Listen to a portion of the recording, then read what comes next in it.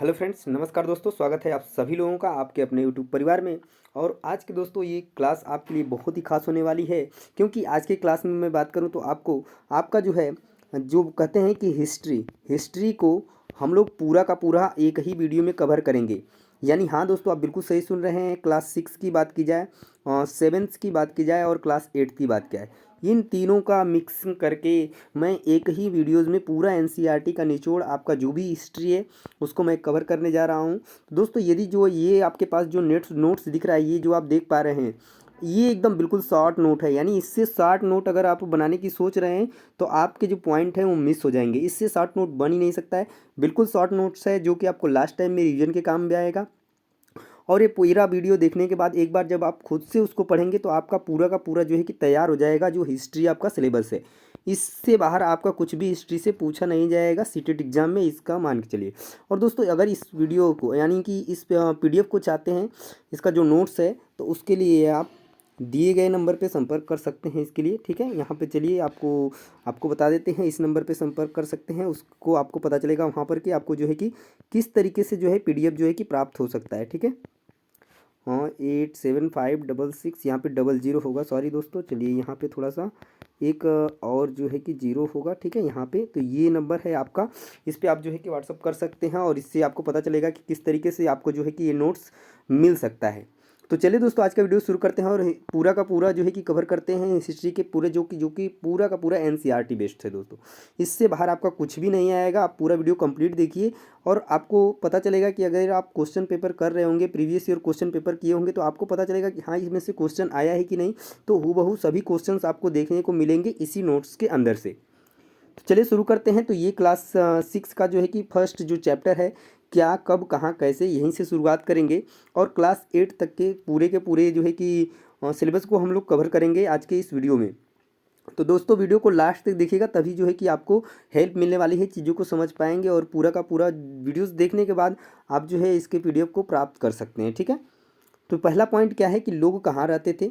ठीक है, चलिए यहाँ से शुरू करते हैं पहले पॉइंट से कि लोग कहाँ रहते थे। तो पहला ही जो पॉइंट है, लोग कहाँ रहते थे, तो ध्यान से एक एक चीज़ पढ़ते हुए चलिएगा और समझते हुए चलिएगा। जो है कि इससे देखिए एकदम शॉर्ट नोट बना है, इस वजह से थोड़ा सा आपको लगेगा कि यहाँ के किस तरीके से लिखा है, पर आपको समझना है। उससे दिया है कि लोग कहाँ रहते थे, तो पहले दिया है कि नर्मदा मध्य प्रदेश। नर्मदा यानी कि नर्मदा नदी की बात की जा रही है। नर्मदा नदी के किनारे जो लोग रहते थे वो जहाँ जो इस समय कहाँ पर है, मध्य प्रदेश में है। ये भी क्वेश्चन पूछा गया है। तो नर्मदा यानी कि मध्य प्रदेश जो इस समय है कि कई लाख वर्ष पहले लोग यहाँ रह रहे थे। कहाँ पर, नर्मदा नदी के किनारे यानी कि मध्य प्रदेश में जो इस समय है। ठीक है, वह कुशल संग्राहक थे। यानी क्या थे वे, कुशल संग्राहक थे जो नर्मदा नदी यानी मध्य प्रदेश में हजारों लाखों वर्ष पहले लोग रहते थे। भोजन, जड़, फलों, जंगलों के उत्पादों पर निर्भर जानवरों का शिकार करते थे। तो पहले के लोग क्या करते थे, जो नर्मदा नदी के किनारे रहते थे, जो कि मध्य प्रदेश में है, वहाँ पर लाखों वर्ष पहले लोग वहाँ पर रहते थे, जो कि एक कुशल संग्राहक थे, जो भोजन, जन, फलों और जंगलों के उत्पादन पर निर्भर करते थे और जानवरों का शिकार भी करते थे। तो ये पॉइंट हो गया आपका फर्स्ट। सेकेंड है आपका उत्तर पश्चिम सुलेमान व किरथर पहाड़ियाँ, जो कि पाक अफगानिस्तान सीमा पर है। ठीक है, देखिए आपका जो है ब्रैकेट में मिल जाएगा कि वो इस समय है कहाँ पर स्थित। ये भी पूछा जाता है कि जो सुलेमान और किरथर पहाड़ियाँ वो कहाँ स्थित हैं इस टाइम पे, वर्तमान में कहाँ पर हैं, तो पाक अफगानिस्तान सीमा पर, यानी कि पाकिस्तान अफगानिस्तान सीमा पर। तो दिया है कि इस स्थान पर 8,000 वर्ष पूर्व, ठीक है 8 वर्ष दिया है, 8,000 वर्ष पूर्व स्त्री पुरुषों ने सबसे पहले गेहूं और जौ फसलों को अपनाया। ठीक है, यानी कि उपजाया आरंभ किया। ठीक है, तो यहाँ पर कभी कभी क्वेश्चन ये पूछ जाता है कि 8,000 वर्ष पहले लोग कहाँ पर रहते थे। तो कहाँ पर रहते थे, तो उत्तर पश्चिम सुलेमान एवं किरथर पहाड़ियों में रहते थे 8,000 पूर्व से। यहाँ पे देखिए 8 वर्ष लिख दिया है, तो यहाँ पे 8,000 वर्ष पूर्व होगा, ध्यान दीजिएगा। स्त्री पुरुषों ने सबसे पहले, ये भी पूछा जाता है कि सबसे पहले मतलब कौन सी फसल उगाई गई, तो गेहूँ और जौ फसलों को आरंभ किया तथा भेड़, बकरी, गाय, बैल को पालतू बनाया और गाँव में रहते थे। कहाँ पर रहते थे, तो गाँव में। ये भी पूछेगा कि 8,000 वर्ष पहले लोग जो सुलेमान किरथर पहाड़ियों पर रहते थे वो लोग कहाँ पे रहते थे, नगरों में, गाँवों में, शहरों में, तो वो लोग गाँव में रहते थे। ठीक है, नेक्स्ट पॉइंट देखिए, उत्तर पूर्व में गारो तथा मध्य भारत में विंध्य पहाड़ियाँ। तो उत्तर पूर्व में गारो और मध्य भारत में विंध्य पहाड़ियाँ। तो उत्तर पूर्व में जो गारो पहाड़ी है तो वो कहाँ पर है, तो असम विंध्य पहाड़ियाँ, और मध्य प्रदेश यहाँ पर कृषि का विकास हुआ, यानी विंध्य पहाड़ियाँ, गारो जो पहाड़ियाँ है वो असम में है और विंध्य पहाड़ियाँ जो है मध्य प्रदेश, ध्यान देना है।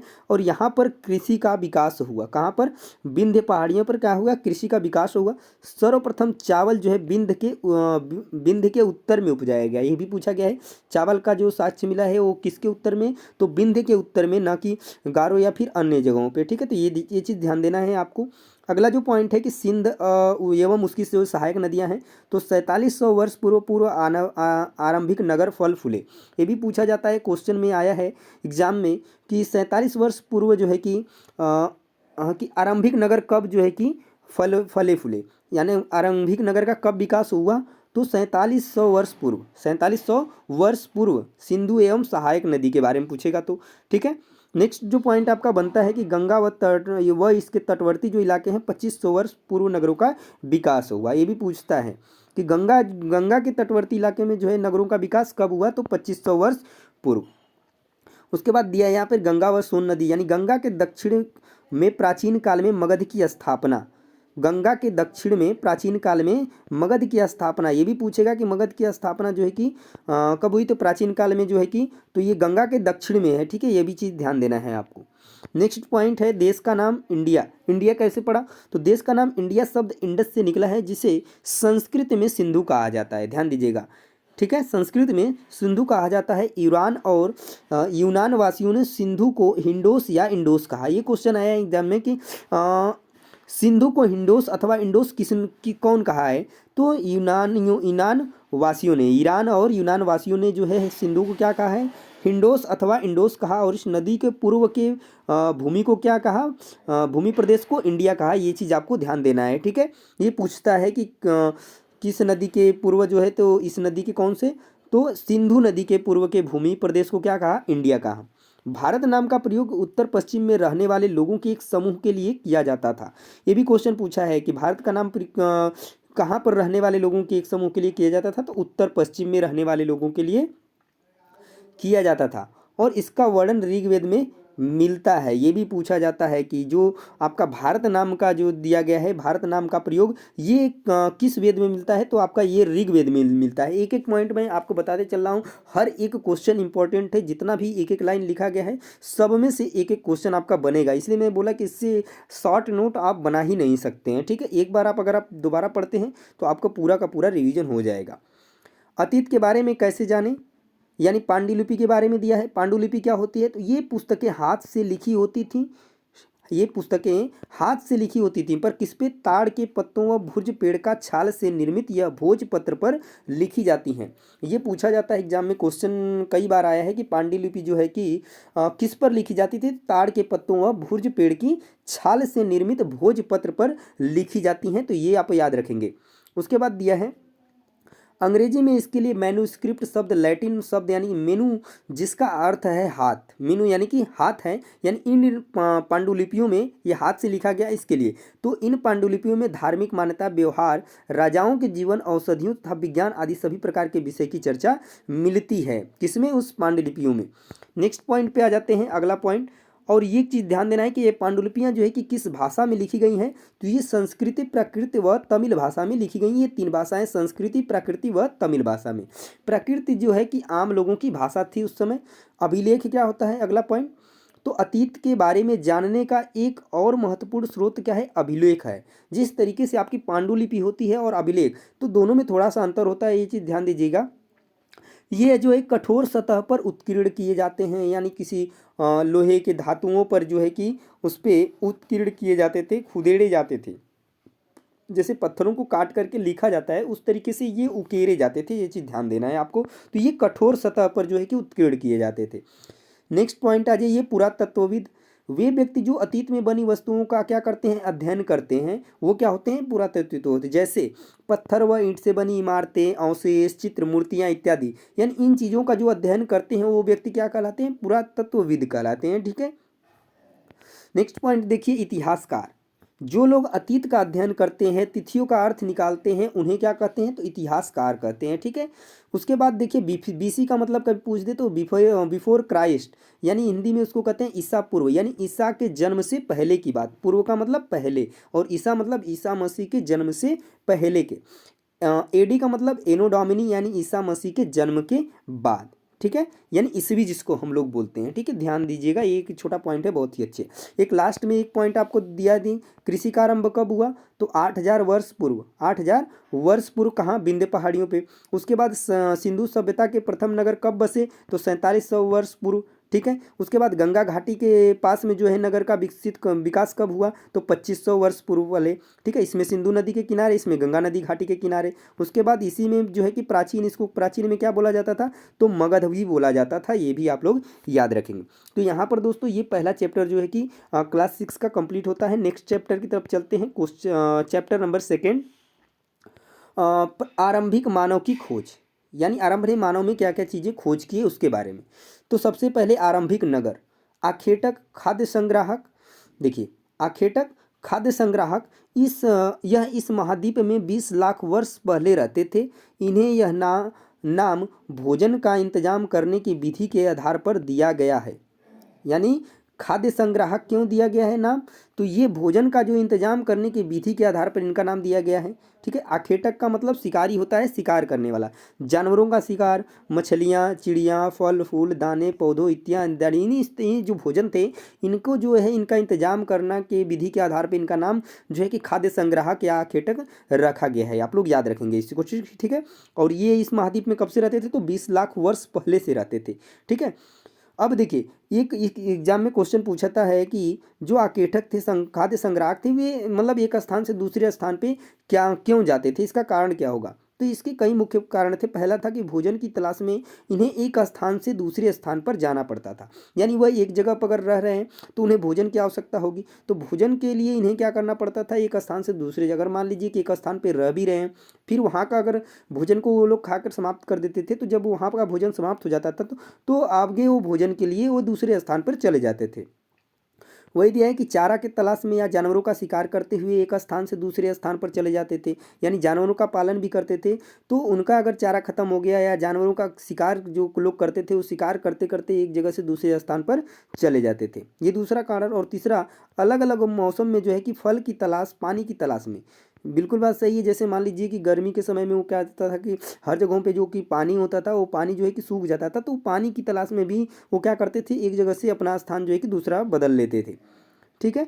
नेक्स्ट जो पॉइंट है देखिए, और इन लोगों ने काम के लिए पत्थरों, लकड़ियों और हड्डियों के औजार बनाए थे। बिल्कुल बात सही है। काम के लिए पत्थरों, लकड़ियों और हड्डियों के औजार बनाए थे।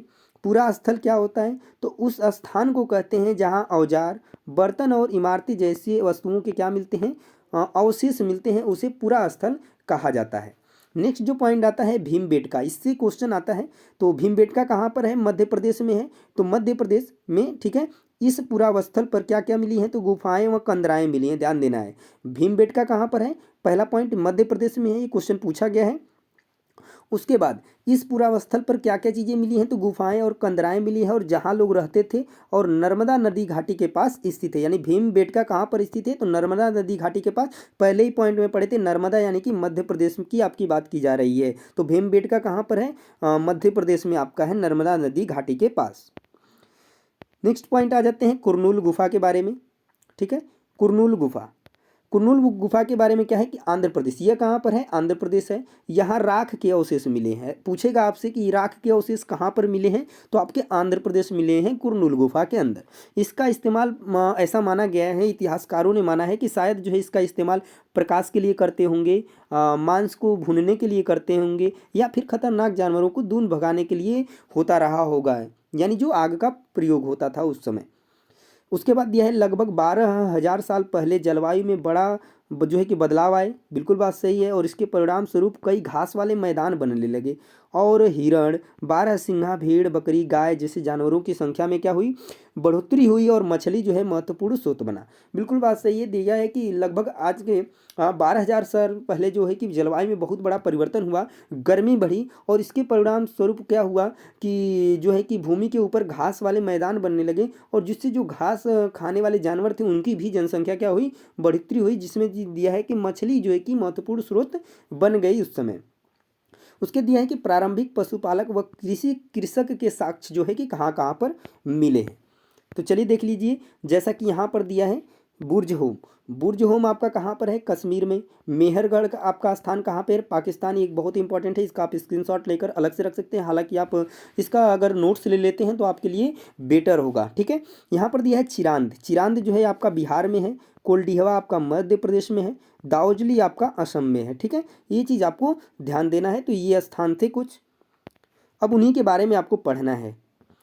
तो चलिए देख लेते हैं बुर्ज होम, जो कि आपके वर्तमान कहाँ पर है, कश्मीर में है। तो लोग गड्ढे के नीचे घर बनाते थे। बुर्ज होम में क्या करते थे लोग, गड्ढे के नीचे घर बनाते थे और जिन्हें गर्तवास कहा जाता था। ये क्वेश्चन एग्जाम में आया हुआ है कि गर्तवास किसे कहा जाता है।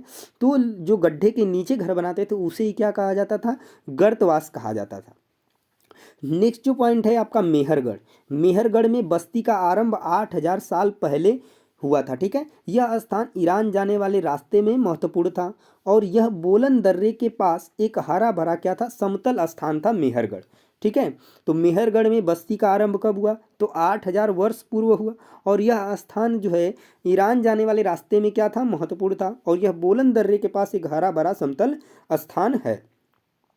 उसके बाद दिया है कि इस इलाके में सबसे पहले जो है जौ, गेहूँ, भेड़, बकरी पालना सीखा। यानी अगर हम बात करें कि कृषि के क्षेत्र में तो जौ और गेहूँ, और जानवरों की बात की जाए तो भेड़ बकरी पालना सीखा। यहाँ चौकोर अथवा आयताकार घरों के अवशेष भी मिले हैं। यानी यहाँ पर जो घर होते थे वो किस तरीके के होते थे, चौकोर यानी कि स्क्वायर रूप में या फिर आयताकार घरों के अवशेष मिले हैं। मेहरगढ़ में और क्या चीज़ मिला है, तो मेहरगढ़ में कब्रों के स्थान भी रखे जाते थे। यानी कब्रों में जो है कि क्या किया जाता था, सामान भी रखा जाता था कब्रों के साथ, ठीक है। कब्रों के साथ क्या होता था, सामान भी रखा जाता था। एक कब्र में मानव के साथ एक बकरी भी दफनाई गई है। मतलब ये भी इस तरीके का था कि मेहरगढ़ में जो है कब्रें मिली हैं, उनमें कब्रों के साथ जो है कुछ सामान रख दिए जाते थे, ऐसा कि शायद वो मरने के बाद जो है परलोक में क्या करेगा, उनका उपयोग करेगा। इस वजह से जो है लोग कब्रों में उसके साथ जो है कि एक बकरी को और बाकी जो सामान थे उसको भी लोग दफना देते थे। अगला जो पॉइंट है पूरा पाषाण।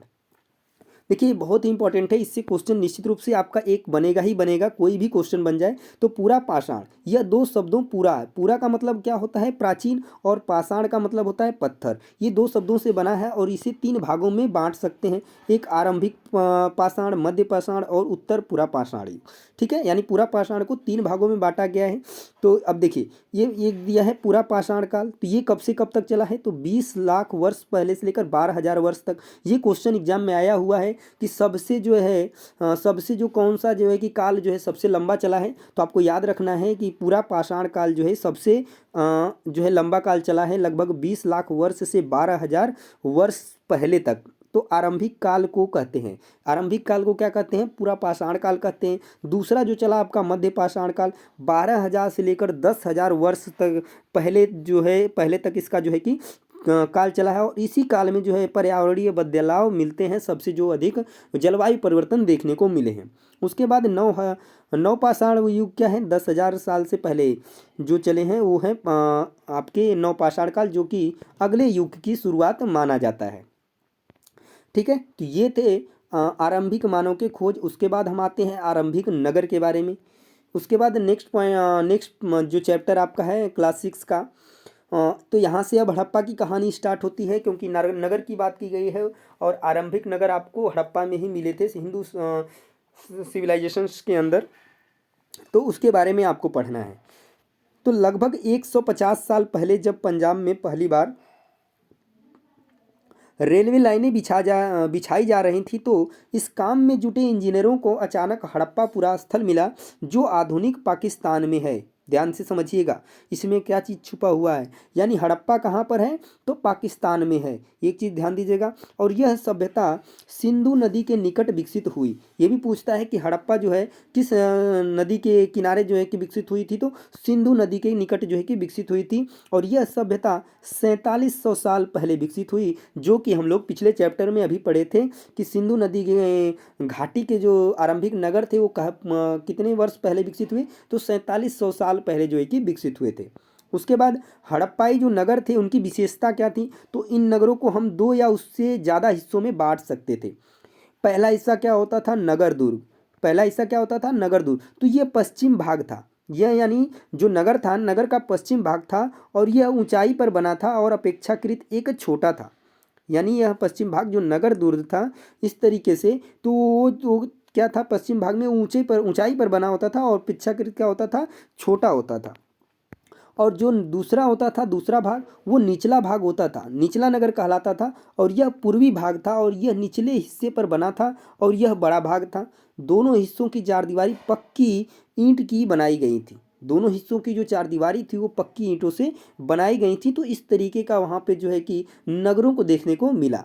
नगर दुर्ग जो क्या होते थे, थोड़ा ऊंचे होते थे पर छोटा होते थे और पश्चिम में होते थे। और निचला नगर जो पूर्वी भाग था और नीचे स्तर पे होता था और बड़ा था। तो ये आपको याद रखना है, ठीक है।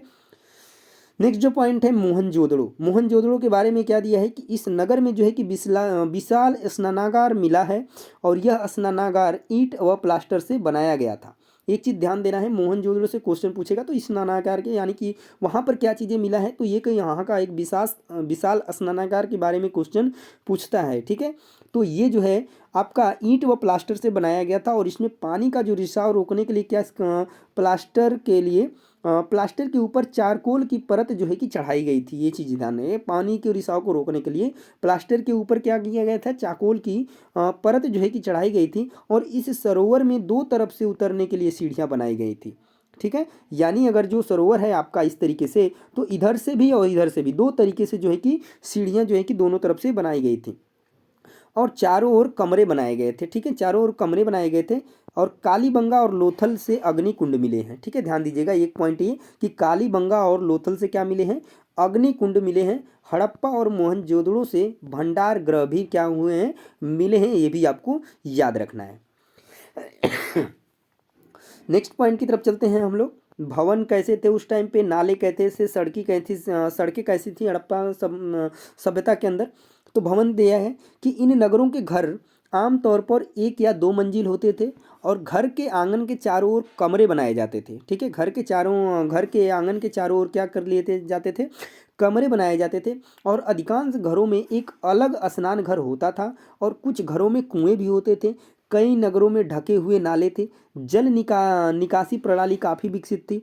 घर, नाले और सड़कों का निर्माण योजनाबद्ध तरीके से किया गया था। तो ये भी चीज़ें आपको ध्यान देनी है कि जो भवन थे वो 2 मंजिले होते थे और घर के आंगन के चारों ओर कमरे बनाए जाते थे। उसमें जो स्नान घर होता था वो अलग से होता था और घरों के अंदर कुएं भी होते थे। नाले जो होते थे वो ढकी हुई थी। जल निकासी की प्रणाली बहुत ही अच्छे तरीके से विकसित थी और घर, नाले और सड़कों का निर्माण जो है कि बिल्कुल योजनाबद्ध तरीके से किया गया था।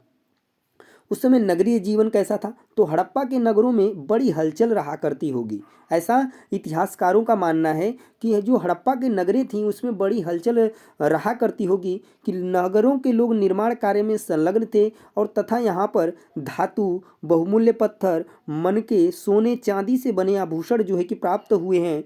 लिपिक, कुछ लोग मुहरों पर लिखते थे जिन्हें कि लिपिक कहा जाता था। और कुछ लोग शिल्पकार थे जो तांबे और कांस्य औजार, हथियार, घने बर्तन बनाए जाते थे। और चांदी और सोने, गहने एवं बर्तन बाट, चट पत्थर मनके, ठीक है। और कालीनियन पत्थर, हड़प्पा के लोग पत्थर की मुहर बनाते थे, ठीक है। तो ये सब सारी चीज़ें जो है नगरीय जीवन के अंतर्गत लोग करते थे और अपना जो है कि जीवन यापन करते थे। अगला पॉइंट देखिए यहाँ पे, फ्यांस। फ्यांस क्या है, तो ये बालू या स्फटिक पत्थरों के चूड़ों को गोंद में मिलाकर तैयार किया गया एक क्या होता था, पदार्थ होता था, फ्यांस। याद रख सकते हैं, पूछ सकता है आपके एग्जाम में, ठीक है। नेक्स्ट पॉइंट आ जाते हैं कच्चा माल। उस समय कच्चा माल क्या होता था, तो कच्चा माल जो प्राकृतिक रूप से मिलते थे या फिर किसान या पशुपालक उनका उत्पादन करते थे, उन्हें कच्चा माल कहा जाता था। तो मेहरगढ़ में बात करें तो 7,000 साल पहले कपास की खेती होती थी, यानी उस समय ये कच्चा माल था। ठीक है, आप समझ सकते हैं इस चीज़ को कि जो 7,000 साल पहले जो कपास की खेती होती थी, तो ये कच्चा माल था उस समय। कच्चे माल का आयात किसका किसका किया जाता था, तो देखिए तांबा की बात करें तो राजस्थान और ओमान से किया जाता था। ठीक है, ओमान से, सोना जो है कर्नाटक से, और टीन ईरान से, और बहुमूल्य पत्थर जो है कि गुजरात से जो है कि इनका आयात किया जाता था।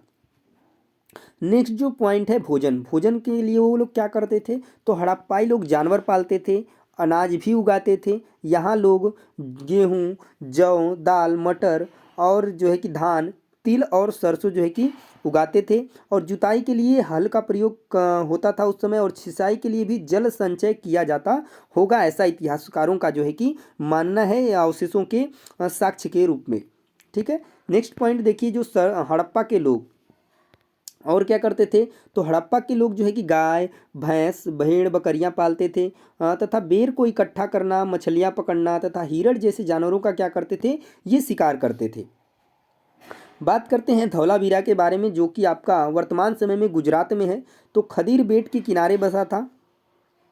इस नगर को 3 भागों में बांटा गया था, और हर हिस्से के चारों ओर पत्थर की ऊंचे दीवारें बनाई गई थी। इसमें बड़े बड़े प्रवेश द्वार थे।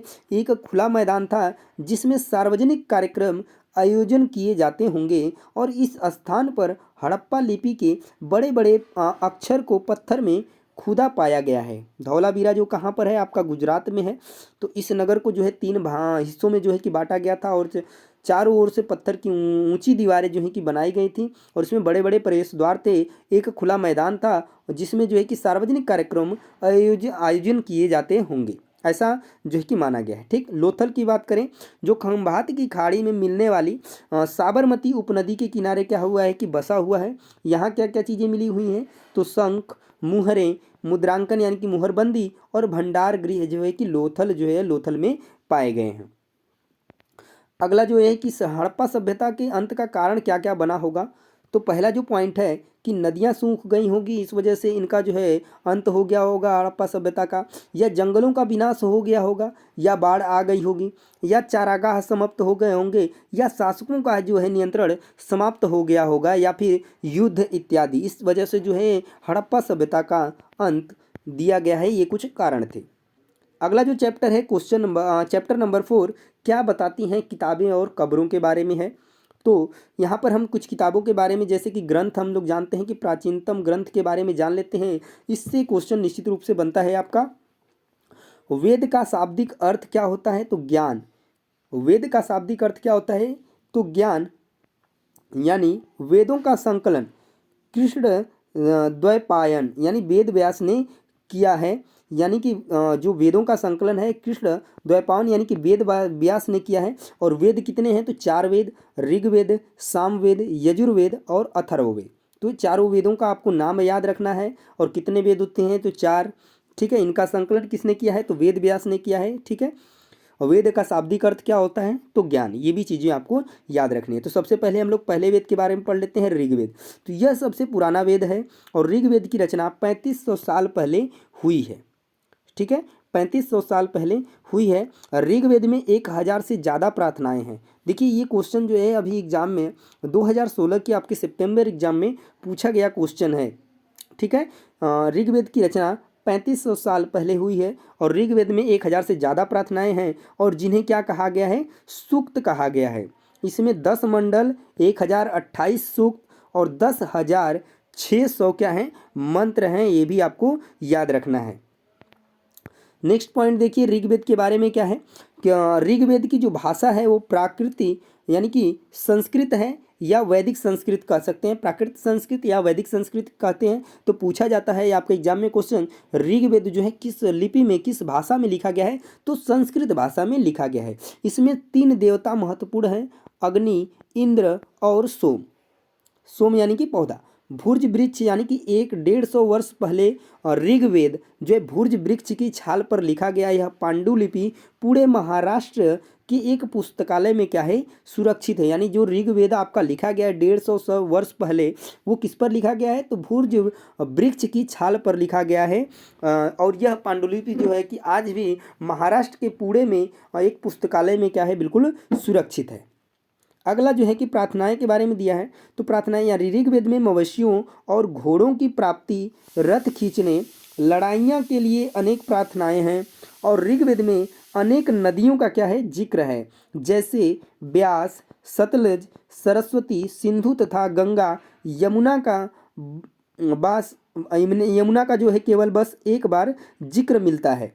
लोगों का वर्गीकरण भी उस समय किया गया था, किसके आधार पे, काम, भाषा, परिवार, समुदाय, निवास स्थान और सांस्कृतिक परंपरा के आधार पर किया जा गया था। नेक्स्ट पॉइंट देखिए, लोगों के लिए शब्द। लोगों के लिए क्या क्या चीज़ जो है कि शब्दों का यूज़ किया जाता था। तो लोगों के लिए जो शब्द थे, लोगों का वर्गीकरण काम के आधार पे, भाषा, परिवार, समुदाय, निवास स्थान और संस्कृति की परंपरा के आधार पर किया जाता होगा उस समय। काम के आधार पर ऐसे दो समूह थे समाज में, कौन कौन, एक जो है काम के आधार पर क्या क्या चीज़ें नाम दिया गया था, तो एक था पुरोहित और दूसरा होता था राजा। तो पुरोहित क्या होते थे कि जिन्हें कभी कभी ब्राह्मण कहा जाता था, और यह यज्ञ व अनुष्ठान कार्य करते थे। तो ये एग्जाम में क्वेश्चन पूछ सकता है कि पुरोहित का कार्य क्या होता था, तो इनका काम होता था यज्ञ व अनुष्ठान कार्य कराना। राजा जो है कि क्या होता था, तो यह आधुनिक समय जैसे नहीं थे, ये न महल में रहते थे और न ही राजधानियों में, न ही सेना रखते थे। यानी जो उस समय के राजा थे, न ही आज के समय के जैसा, ऐसा नहीं कि वो महल में रहते थे, उनकी राजधानियाँ हुआ करती थी, उनके पास सेनाएं हुआ करती, ऐसा कुछ भी नहीं करते थे, और ना ही वह कर वसूलते थे। उनकी मृत्यु के बाद उनका बेटा अपने आप शासक नहीं बनता था। ऐसे पहला जो है कि जो ऋग्वेद में दिया गया है, उस समय जो है कि ऐसा कुछ भी नहीं होता था। और जनता के पूरे जनता के लिए और उनके समाज के लिए इस आधार पर जो है कि जन इसका प्रयोग आज भी होता है। यानी जनता के लिए पूछा जाता है कि जन का प्रयोग किसके लिए होता है, तो जनता के लिए होता है। दूसरा शब्द था विष, जिसका अर्थ होता था क्या, वैश्य शब्द निकला है, जिससे क्या निकला है, वैश्य शब्द निकला है। तो ध्यान दीजिएगा इस चीज को, जन यानी जनता के लिए, ठीक है। जिन लोगों ने प्रार्थनाओं की रचना की वे खुद को आर्य कहते थे। ये क्वेश्चन आपसे पूछा जा सकता है कि प्रार्थनाओं को रचना करने वाले अपने आप को क्या कहते थे, तो अपने आप को आर्य कहते थे। वह विरोधियों को दास या दास्यु कहते थे, ये भी ध्यान देना है आपको। अगला पॉइंट देखिए, समाज मुख्य रूप से 4 वर्गों में बना हुआ था, ठीक है। समाज जो है कि मुख्य रूप से कितने वर्गों में बटा हुआ था, तो 4, ठीक है। इसको थोड़ा छोटा कर लेते हैं ताकि आपको अच्छे तरीके से सारी चीज़ें दिखे, ठीक है। हाँ चलिए यहाँ पे देखिए, तो समाज मुख्य रूप से 4 वर्गों में जो बना हुआ था, तो वो कौन थे, तो पहला था आपका ब्राह्मण जो कि यज्ञ और अनुष्ठान कराते थे, दूसरे थे वैश्य जो कि व्यापारी, और तीसरे थे क्षत्रिय यानी कि सेना, और चौथा था आपका शूद्र यानी कि जिसको कि दास कहते थे। अगले पॉइंट पे आ जाइए, महापाषाण 3000 साल पहले शुरू हुई। ये शिलाखंड महापाषाण यानी महापाषाण बड़ा पाषाण पत्थर, महा का मतलब क्या होता है, बड़ा, पाषाण का मतलब क्या होता है, पत्थर। तो बड़े पत्थर से मतलब है कि ये पत्थर दफन करने की जगह पर लोगों द्वारा बड़े करीने से लगाए गए थे। यह प्रथा दक्षिण भारत, उत्तर पूर्वी भारत और कश्मीर में प्रचलित थी। मृतकों के साथ लोहे के औजार, हथियार, पत्थर, सोने के गहने, घोड़े के कंकाल। महापाषाण काल 3000 साल पहले लोहे के प्रयोग से क्या हो गया, आरंभ हो गया, कौन सा, महापाषाण काल, ठीक है। नेक्स्ट पॉइंट देखिए, इनाम गांव से क्वेश्चन बनता है दोस्तों। तो इनाम गांव के बारे में क्या पूछा है कि 3600-2700 साल पहले भीमा की सहायक नदी घोड़ के किनारे एक जगह है, यहाँ वयस्क लोगों को प्रायः गड्ढे में सीधा लिटाकर दफनाया जाता था। उनका सिर जो है कि उत्तर की ओर होता था। ये पूछा गया है कि इनाम गांव के लोग जो दफनाए जाते थे, उनका सिर जो है किस तरफ होता था, तो उत्तर की तरफ होता था। या फिर ये क्वेश्चन पूछा जा सकता है कि किस गांव में जो है कि दफनाए गए लोगों का सिर जो है उत्तर की ओर होता था, तो इनाम गांव यहाँ पे याद रखेंगे। कई बार उन्हें जो है घर के अंदर ही दफनाया जाता था, और खाना खाने, पानी पीने का बर्तन और शव के पास क्या कर दिया जाता था, रख दिया जाता था। इनाम गांव में पुरातत्वविदों को गेहूं, चावल, दाल, बाजरा, मटर और तिल के जो है कि बीज मिले हैं, और जानवरों की हड्डियां मिली हैं। और किस किस जानवरों की हड्डियां मिली हैं, तो बैल, भैंस, बकरी, भेड़, कुत्ता, घोड़ा, हिरन, सुअर, चिड़िया, कछुआ, केकड़ा और मछली की हड्डियां भी पाई गई हैं वहाँ पर। तो यहाँ पर आपका चैप्टर नंबर 4 कंप्लीट होता है। आगे देखते हैं चैप्टर नंबर 5। चैप्टर नंबर 5 में जो है क्या बताया गया है, राज्य, राजा और एक प्राचीन गणराज्य के बारे में बताया गया है। तो 3000 साल पहले राजा बनने की प्रक्रिया में कुछ बदलाव आए। 3000 साल पहले क्या हुए, राजा बनने की प्रक्रिया में कुछ बदलाव आए। अश्वमेध यज्ञ आयोजित करके राजा के रूप में प्रतिष्ठित हो गए, यानी अश्वमेध यज्ञ किया जाने लगा उस टाइम पे।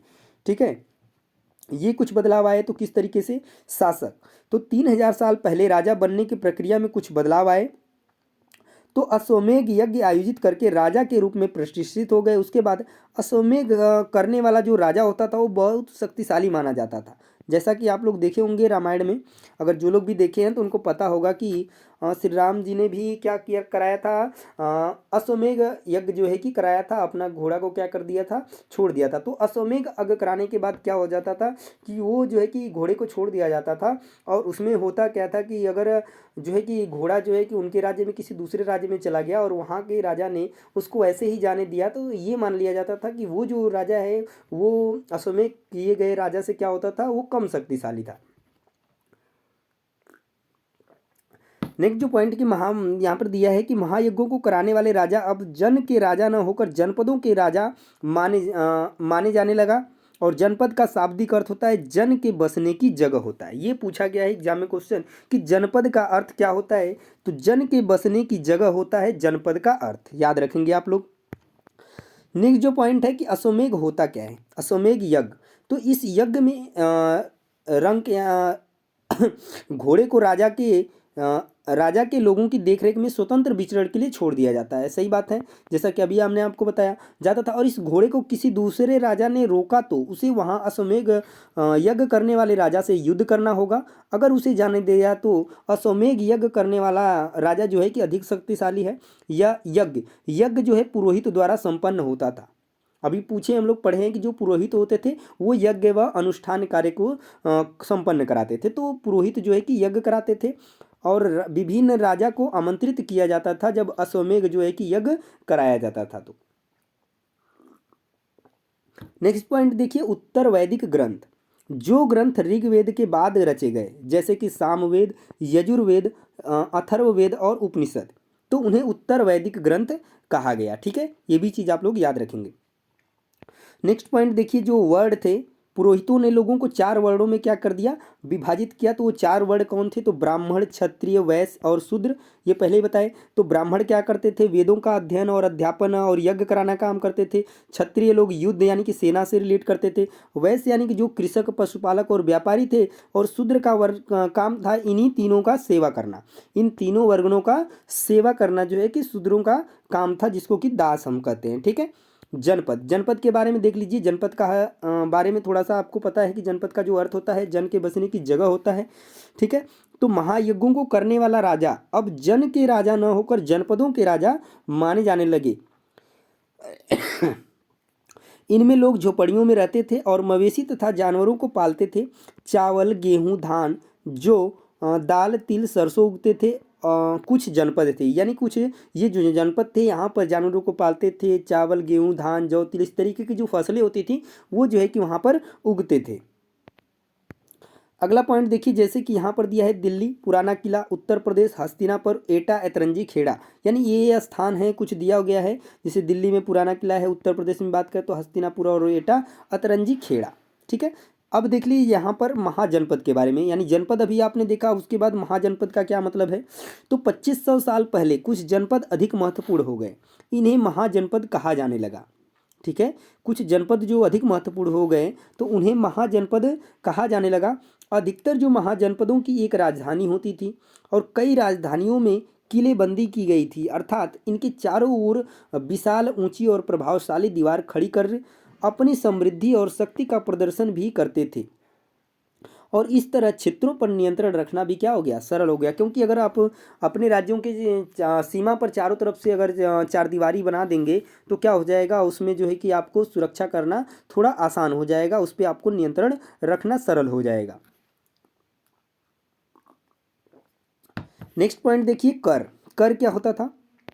ठीक है, कर क्या होते थे, तो कर महाजनपदों के राजा विशाल किले बनवाते थे और बड़ी सेना रखते थे। बिल्कुल बात सही है। और इसलिए अब नियमित रूप से वो क्या करने लगे, तो कर वसूलने लगे, टैक्स वसूलने लगे। अधिकांश लोग कृषक ही थे।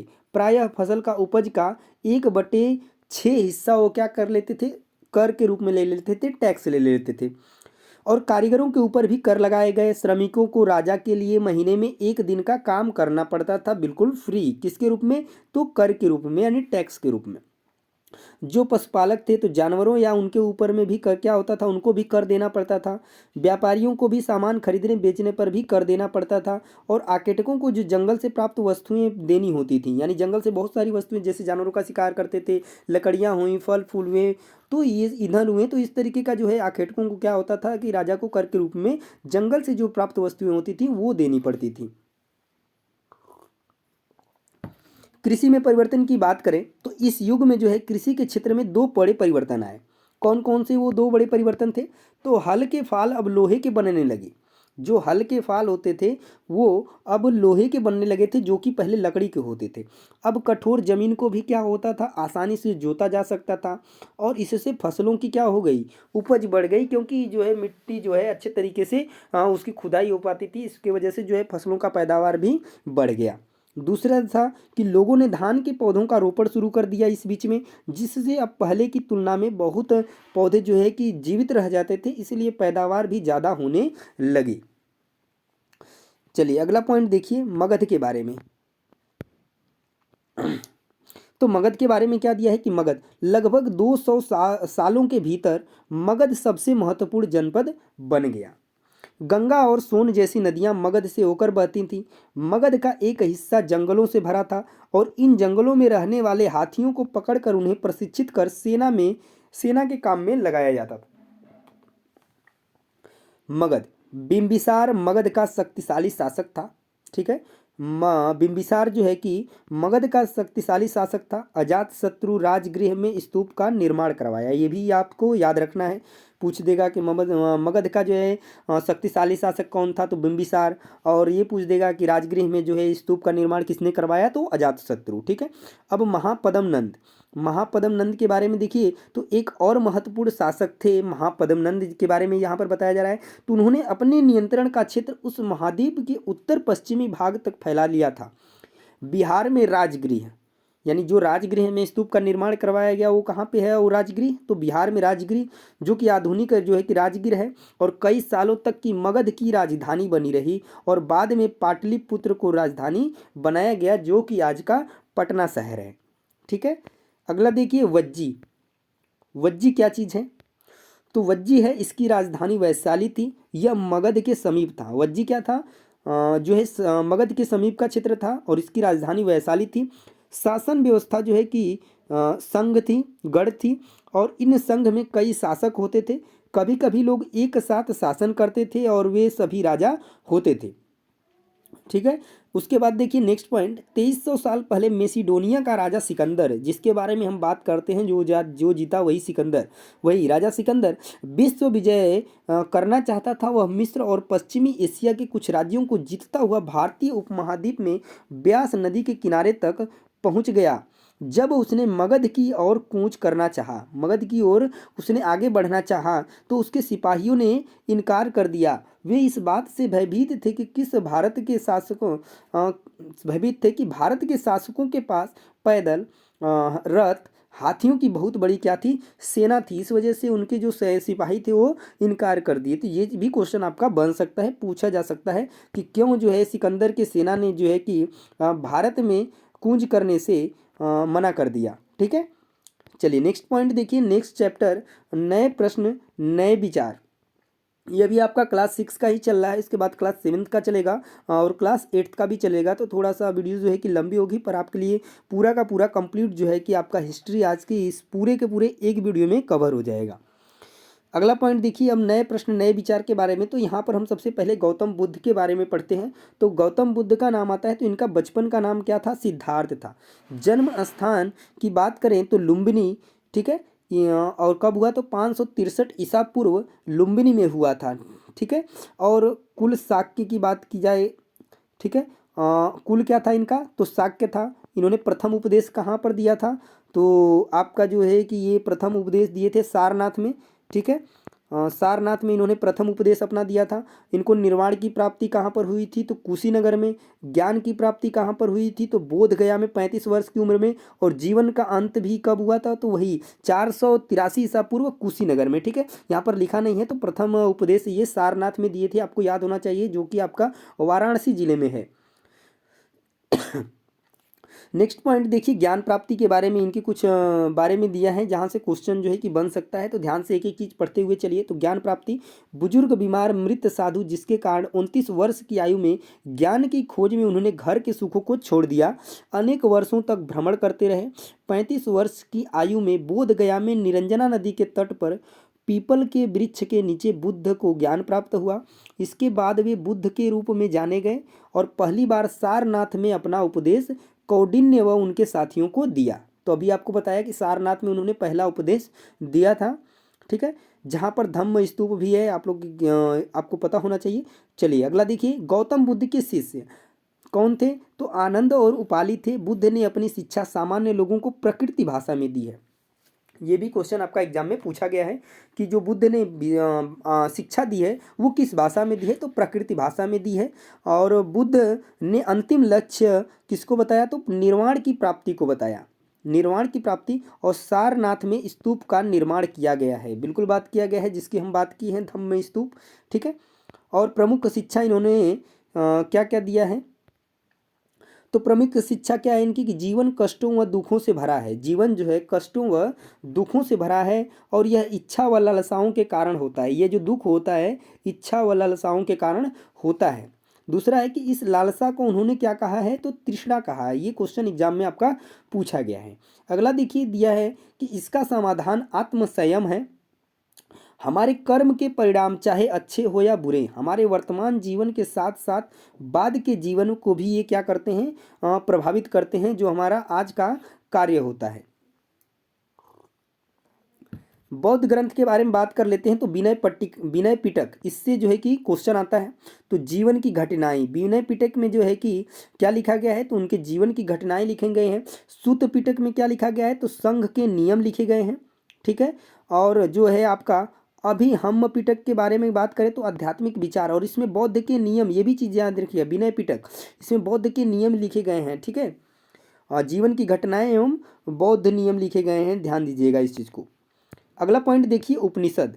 उपनिषद क्या होता है? तो यह उत्तर वैदिक ग्रंथ था। अभी हम लोग पीछे भी पढ़े थे कि उत्तर वैदिक ग्रंथ था, तथा उपनिषद का अर्थ होता है गुरु के समीप बैठना। ये क्वेश्चन आपका एग्जाम में पूछा गया है कि उपनिषद का अर्थ क्या होता है? तो उसका अर्थ होता है गुरु के समीप बैठना।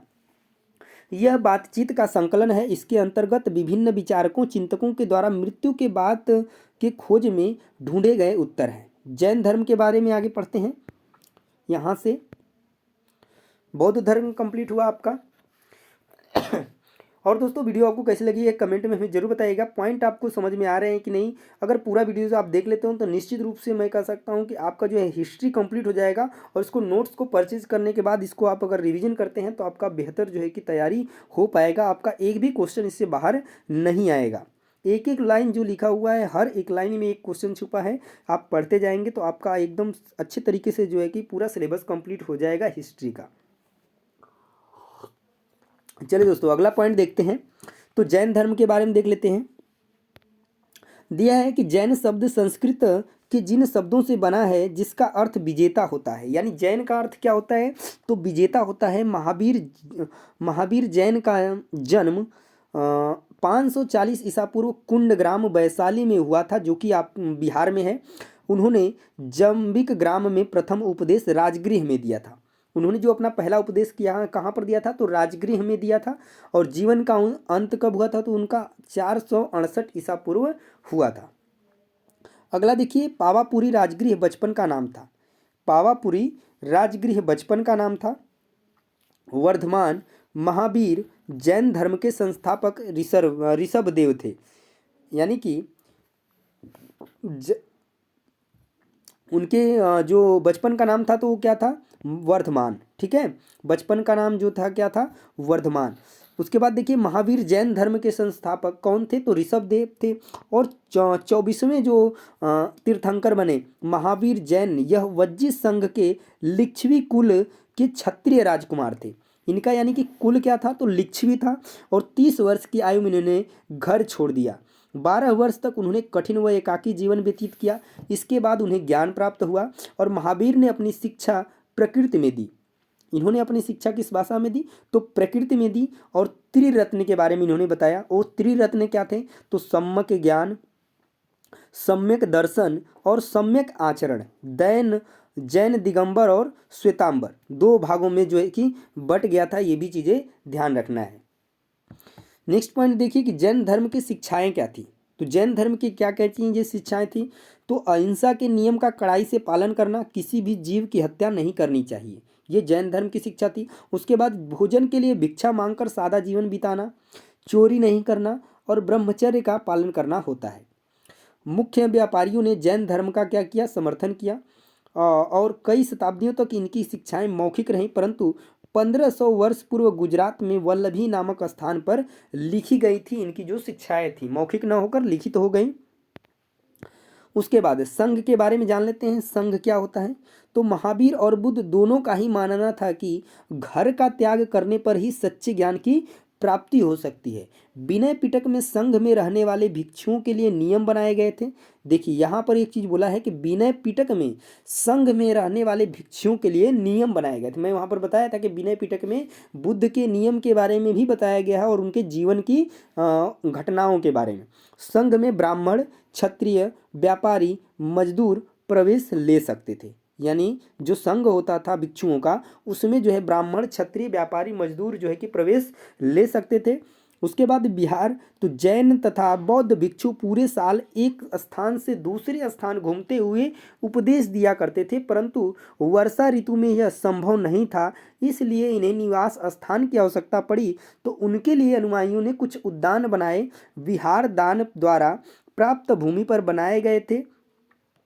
ठीक है, यानी बिहार जो यानी कि वर्षा, जैसे ये देखिए जैन और जो बौद्ध भिक्षु होते थे पूरे साल वो क्या करते थे, एक स्थान से दूसरे स्थान पर घूम घूम कर भिक्षा मांगते थे और अपना जीवन जो है कि व्यतीत कर लेते थे। पर जब वर्षा ऋतु आती थी तो उस समय जो है कि इनका जीवन थोड़ा सा बिताना कठिन होता था, इस तरीके से कहीं पर भी रहना, क्योंकि बारिश होगी तो फिर वहाँ पर कैसे रह पाएंगे, इधर उधर नहीं रह पाएंगे, तो इनको एक निवास स्थान की आवश्यकता पड़ी। और जब निवास स्थान की आवश्यकता पड़ी तो उनके जो अनुयायी थे उन्होंने उनके लिए उद्यान बनाए रहने के लिए। तो वो जो उद्यान था वही विहार था। तो वो विहार जो है कि कहाँ पर बनाए जाते थे, तो दान द्वारा जो प्राप्त भूमि होती थी वो वहीं पर बनाए गए थे। और इनमें लोग भोजन दवा वस्त्र लेकर आते थे और उसके बदले में उन्हें उपदेश दिया जाता था। यानी जो लोग आते थे यहाँ पर विहार में, वो अगर भोजन लेके आते थे, दवा लेकर आते थे, उनके लिए कपड़े लेके आते थे, तो उसके बदले में उनको क्या दिया जाता था, उन्हें शिक्षाएं दी जाती थी, उपदेश दिया जाता था। उसके बाद बात करते हैं आश्रम व्यवस्था की। उसके बाद क्या बात करते हैं, आश्रम व्यवस्था की। तो जैन और बौद्ध धर्म जब इतने फैल रहे थे तब ब्राह्मण ने क्या किया कि आश्रम व्यवस्था का विकास किया। तो आश्रम के जो जीवन के चरण थे तो वो क्या क्या थे, तो पहला था ब्रह्मचर्य यानी ब्रह्मचर्य क्या, यानी कि ब्राह्मण, क्षत्रिय, वैश्य से यह आशा की जाती थी कि यह सादा जीवन बिताएं और वेदों का क्या करें, अध्ययन करें। जो ब्राह्मण होते थे, क्षत्रिय होते थे, वैश्य होते थे, शूद्र को छोड़ के। ठीक है।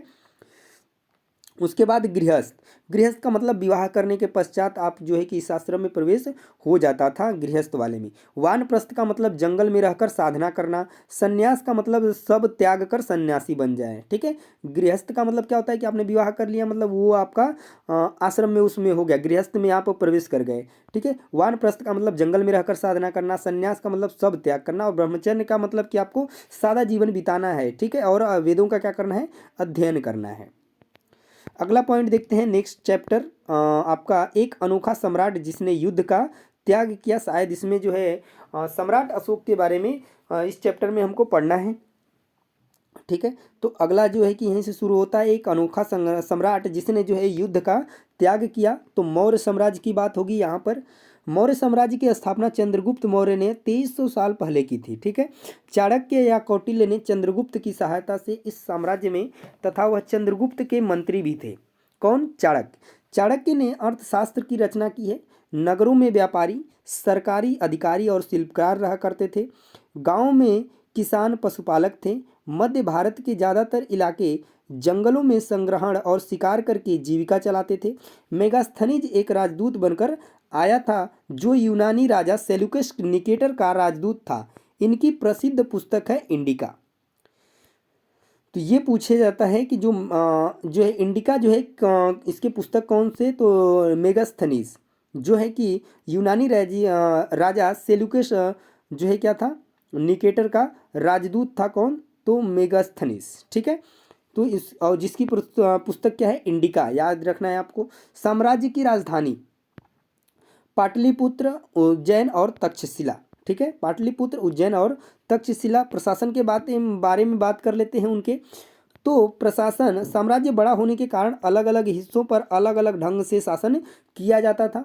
पाटलिपुत्र के बारे में बात कर लें तो इसके आसपास के इलाकों पर सम्राट का सीधा नियंत्रण जो है कि होता था। इसका अर्थ हुआ गांव और शहरों के जो किसान, पशुपालक, शिल्पकार और व्यापारियों से कर इकट्ठा करने के लिए राजा अधिकारियों की नियुक्ति करता था।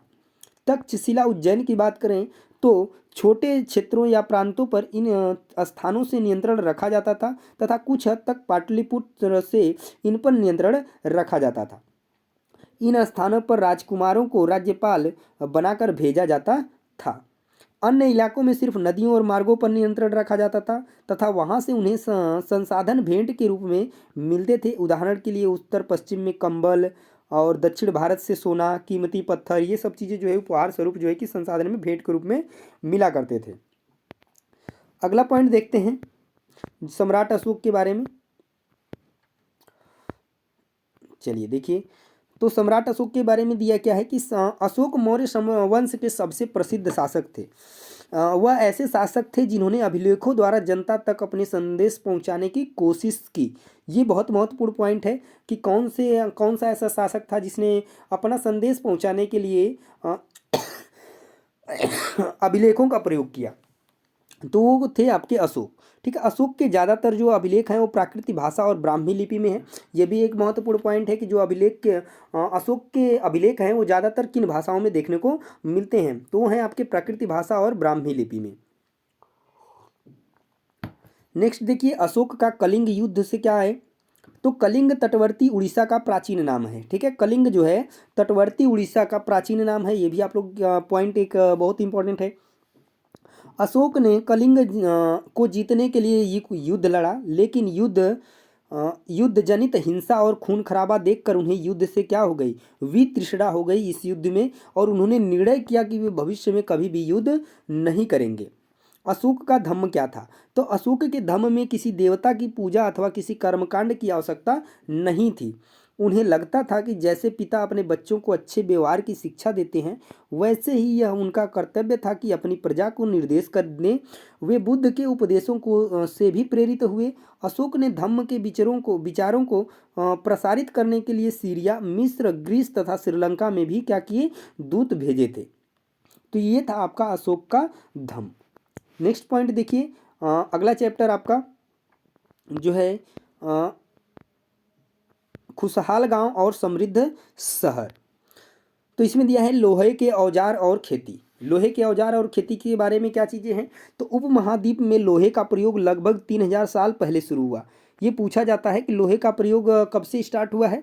तो ये लगभग जो है 3000 साल पहले जो है कि शुरू हुआ। महापाषाण कब्रों में लोहे के औजार और हथियार बड़ी संख्या में मिले हैं। जंगलों को साफ करने के लिए कुल्हाड़ियाँ, जुताई के लिए हलों के फाल का इस्तेमाल शामिल है। नेक्स्ट पॉइंट है कि कृषि उत्पादन बढ़ाने के लिए उठाए गए क्या क्या कदम हो सकते थे? तो कृषि के विकास में नए औजार तथा रोपाई महत्वपूर्ण कदम थे। उसी तरह सिंचाई के लिए नहरें, तालाब और कृत्रिम जलाशय बनाए गए थे। अगला पॉइंट है कि गाँव में कौन रहते थे? गाँव में कौन रहते थे? तो उस उपमहाद्वीप के दक्षिणी तथा उत्तरी हिस्सों में अधिकांश गाँव में कम से कम 3 तरह के लोग रहते थे। तमिल क्षेत्र की बात करें तो बड़े भूस्वामियों जो वेलल्ला कहलाते थे। ये पूछा जा सकता है कि वेलल्ला कौन कहलाते थे? तो बड़े जो भूस्वामी होते थे वे वेलल्ला कहलाते थे। साधारण हलवाहों को उड़वार और भूमिहीन मजदूर दास कैडिसार और आदिमई कहलाते थे। ठीक है। नेक्स्ट देखिए, देश के उत्तरी हिस्से में, देश के उत्तरी हिस्से में तो ग्राम भोजक, गांव का प्रधान व्यक्ति ग्राम भोजक कहलाता था। गांव का जो प्रधान व्यक्ति होता था वो ग्राम भोजक कहलाता था और यह गांव का क्या होता था, प्रधान होता था। और अक्सर यह एक ही परिवार के लोग इस पद पर कई पीढ़ियों तक रहते थे। यह एक आनुवंशिक पद था। यह गांव का बड़ा भूस्वामी होता था, अपनी जमीन पर दास मजदूर से काम लेता, वह गांव में कर वसूलता और राजा को दे देता था। यह कभी कभी न्यायाधीश और पुलिस का भी काम करता था, जो ग्राम भोजक होते थे। तो ग्राम प्रधान जो होता था वही ग्राम भोजक कहलाता था। ये बात आपको याद रखना है। नेक्स्ट पॉइंट देखिए, स्वतंत्र कृषक। ग्राम भोजकों के अलावा अन्य स्वतंत्र कृषक भी होते थे जिन्हें गृहपति कहते थे। तो गृहपति किन्हें कहते थे, तो स्वतंत्र कृषक को कहते थे। इनमें ज़्यादातर जो होता था कि छोटे किसान ही होते थे। दास दास या कर्मकार कौन होते थे, तो इनके पास स्वयं की जमीन नहीं होती थी, यह दूसरों की जमीन पर कार्य करते थे। इसमें कुछ लोहार, कुम्हार, बढ़ई और बुनकर, शिल्पकार था, कुछ दास कर्मकार भी थे। नेक्स्ट पॉइंट देखते हैं। नेक्स्ट जो आपका पॉइंट है संगम साहित्य। संगम साहित्य क्या है, तो तमिल की प्राचीन रचनाओं को संगम साहित्य कहते हैं। तमिल की प्राचीन रचनाओं को संगम साहित्य कहते हैं। इनकी रचना 2300 साल पहले की गई। संगम साहित्य इसलिए कहा जाता है क्योंकि मदुरई के कवियों के सम्मेलन में इनका संकलन किया गया है। मदुरई के कवियों के सम्मेलन में इनका संकलन किया गया है। आहत सिक्के क्या होते थे, तो सबसे पुराने आहत सिक्के थे। सबसे पुराने आहत सिक्के थे जो करीब 500 साल चले।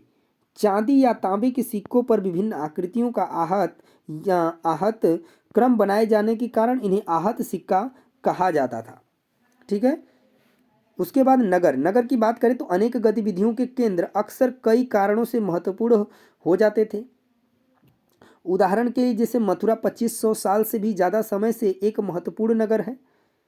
2000 साल पहले मथुरा कुषाणों की दूसरी राजधानी बनी और मथुरा बेहतरीन मूर्तियां बनाने का केंद्र था। ये भी आपका इंपॉर्टेंट पॉइंट है कि मथुरा जो है बेहतरीन जो है मूर्तियां बनाने का केंद्र था और मथुरा एक धार्मिक केंद्र बढ़ रहा था। ठीक है। अगला पॉइंट देखिए, शिल्प तथा शिल्पकार। दिया है कि पुरास्थलों से शिल्पों के नमूने मिले हैं। इनमें मिट्टी के बहुत ही पतले और सुंदर बर्तन मिले जिनमें उत्तरी काले चमकीले पात्र कहा जाता था। क्योंकि ये ज़्यादातर उपमहाद्वीप के ऊपरी भाग में मिले हैं। और अनेक शिल्पकार तथा व्यापारी अपने अपने संघ बनाने लगे थे जिन्हें श्रेणी कहते थे। काम प्रशिक्षण देना, कच्चा माल उपलब्ध कराना, मेल का वितरण करना था। सूक्ष्म निरीक्षण। अरिका मेड्डू यानी कि पुदुचेरी की बात करें तो 2200 से 1900 साल पहले एक पतन था। यहाँ दूर दूर से आए जहाज़ों से सामान जो है कि उतारे जाते थे। इस स्थान से भूमध्य सागरिया एफोरा जैसे पात्र मिले हैं। इनमें तेल या शराब जैसे तरल पदार्थ जो है कि रखे जा सकते थे। अगला पॉइंट देखते हैं, अगला चैप्टर व्यापारी राज्य और तीर्थ यात्री के बारे में।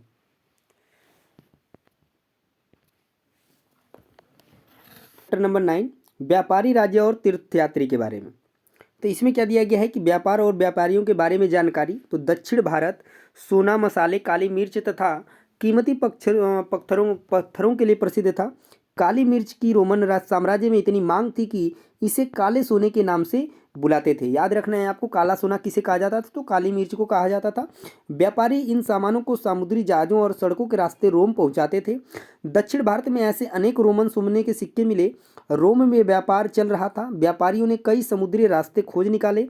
इनमें से कुछ समुद्र के किनारे चलते, कुछ अरब सागर और बंगाल की खाड़ी पार करते थे और अफ्रीका या यूरोप के पूर्वी तट से इस महाद्वीप के पश्चिमी तट पर पहुंचना चाहते थे। तो दक्षिणी पश्चिमी मानसून के साथ चलना पसंद करते थे, समुद्र तटों से लगे हुए थे। नेक्स्ट पॉइंट देखिए, राज्य। राज्य क्या था, तो इस उपमहाद्वीप के दक्षिणी भाग में बड़ा तटीय प्रदेश है। इनमें बहुत से पहाड़, पठार और नदी के मैदान हैं। नदियों में मैदानी इलाकों में कावेरी का मैदान जो है कि सबसे उपयुक्त है। ठीक है। दक्षिणी भाग में बड़ा जो है कि तटीय प्रदेश है, तो बिल्कुल बात सही है। इनमें से बहुत जो है कि पहाड़ हैं, पठार हैं, नदियां हैं, मैदान हैं और नदियों के मैदानी इलाकों में कावेरी का मैदान जो है कि सबसे उपजाऊ है। उसके बाद करते हैं संगम मूवेंदार क्या होता है। तो तमिल शब्द जिसका अर्थ तीन मुखिया, जिसका अर्थ होता है क्या, तीन मुखिया यानी चोल, रेज तथा पांड्य। ये पूछा गया जो है कि क्वेश्चन है सीटेट एग्जाम में कि चोल, चेर तथा पांड्य जो है कि करीब 2300 साल पहले दक्षिण भारत में काफ़ी शक्तिशाली माने जाते थे। तो इन सब के दो दो सत्ता केंद्र थे। इनमें से एक जो था तटीय हिस्सा और दूसरा जो है अंदरूनी हिस्से में था। एक जो है तटीय हिस्सा था और दूसरा अंदरूनी हिस्से में था इनका जो है कि केंद्र। तो इस तरह 6 केंद्रों में से 2 महत्वपूर्ण होते थे, यानी 3 जो है कि 3 मुखिया हुए और 2-2 सत्ता केंद्र, तीनों का तो 6 हुआ। और 6 में से जो थे क्या 2 जो है कि महत्वपूर्ण केंद्र थे। एक चोलों का पत्तन पुहार या कवेरीपट्टिनम और दूसरा पांड्यों की राजधानी मदुरई। ये मुखिया लोगों से नियमित जो है कि कर के बजाय उपहारों की मांग करते थे। ये मुखिया लोग जो होते थे नियमित कर के बजाय क्या करते थे, उपहारों की मांग करते थे। और इसके लगभग 200 वर्षों के बाद पश्चिम भारत में सातवाहन नामक राजवंश का क्या बढ़ा, प्रभाव बढ़ा। और सातवाहनों का सबसे प्रमुख राजा जो है गौतमी पुत्र श्री सातकर्णी था। और उसके बारे में हमें उसकी माँ गौतमी बलश्री द्वारा दान दिए गए अभिलेखों से क्या करता है, अब पता चलता है उसके बारे में। ठीक है, नेक्स्ट पॉइंट है कि रेशम मार्ग की कहानी। रेशम के बारे में जान लेते हैं। तो कीमती चमकीले रंग और चिकनी मुलायम बनावट की वजह से रेशमी कपड़े अधिकांश समाज में जो है कि बहुमूल्य माने जाते हैं। रेशमी कपड़ा तैयार करना एक जटिल प्रक्रिया है। रेशम के कीड़े से कच्चा रेशम निकालकर सूत कटाई और फिर उससे कपड़ा बनाया जाता है। रेशम बनाने की तकनीकी का आविष्कार सबसे पहले चीन में करीब 7000 साल पहले हुआ। ये क्वेश्चन एग्जाम में पूछा गया है कि रेशम जो बनाने की तकनीक का आविष्कार सबसे पहले कहाँ हुआ था। तो ये चीन में हुआ था। और कब हुआ था, तो 7000 साल वर्ष जो है कि पहले हुआ था।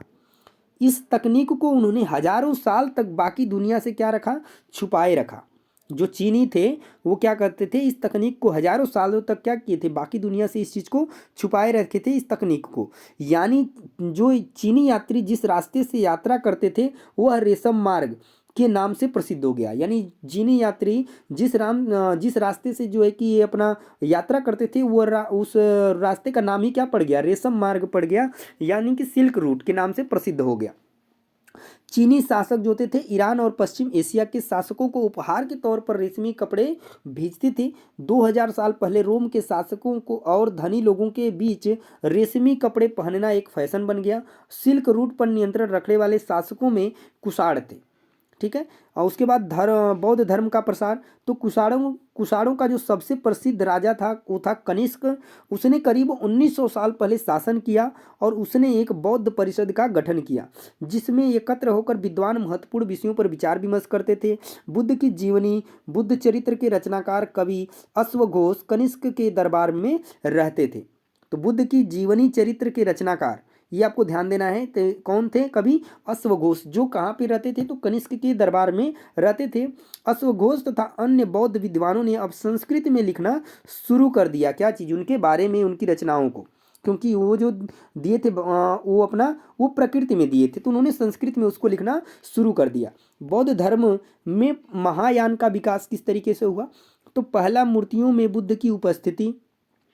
दूसरा जो क्या हुआ कि निर्वाण प्राप्ति को पेड़ की मूर्ति द्वारा दर्शाया जाता था।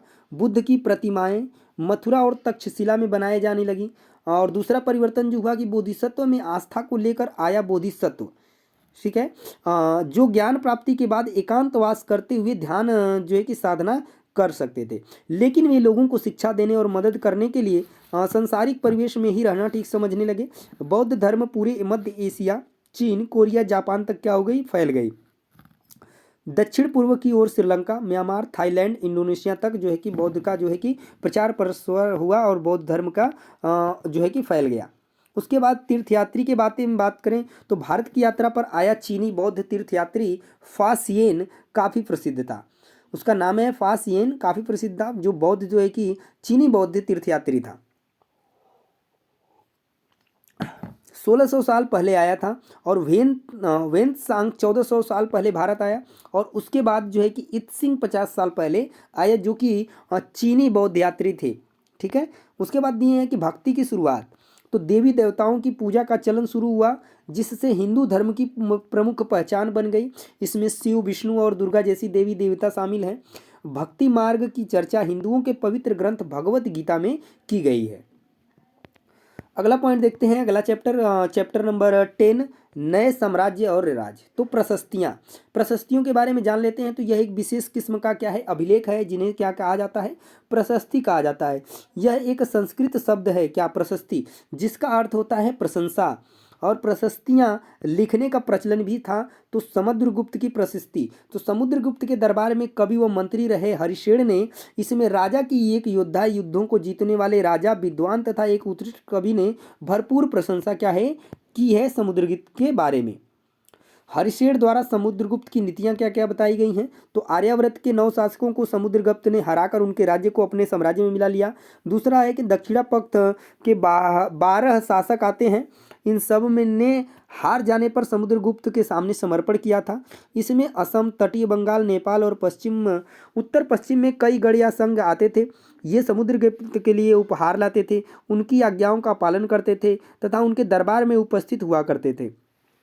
कुषाण तथा शक वंश और श्रीलंका के शासक भी थे। इन्होंने समुद्रगुप्त की अधीनता स्वीकार की और अपनी पुत्रियों का विवाह उससे किया। तो ये जो है कि हरिशेन द्वारा जो है समुद्रगुप्त के बारे में उस प्रशस्ति में लिखा गया अभिलेख था। विक्रम संवत की बात करें तो 58 ईसा पूर्व में प्रारंभ होने वाले विक्रम संवत को गुप्त राजा चंद्रगुप्त द्वितीय के नाम से जोड़ा जाता है। ऐसा कहा जाता है कि उन्होंने शकों पर विजय के प्रतीक के रूप में इस संवत की स्थापना की तथा विक्रमादित्य की उपाधि धारण की थी। ठीक है, उसके बाद देखते हैं वंशावलियाँ। तो दिया है, अधिकांश जो प्रशस्तियाँ शासकों के पूर्वजों के बारे में बताती हैं उनकी माँ कुमार देवी लिच्छवीगढ़ की थी और पिता जो है चंद्रगुप्त गुप्त वंश के पहले शासक थे, जिन्होंने महाराजा धीराज जैसी बड़ी उपाधि धारण की।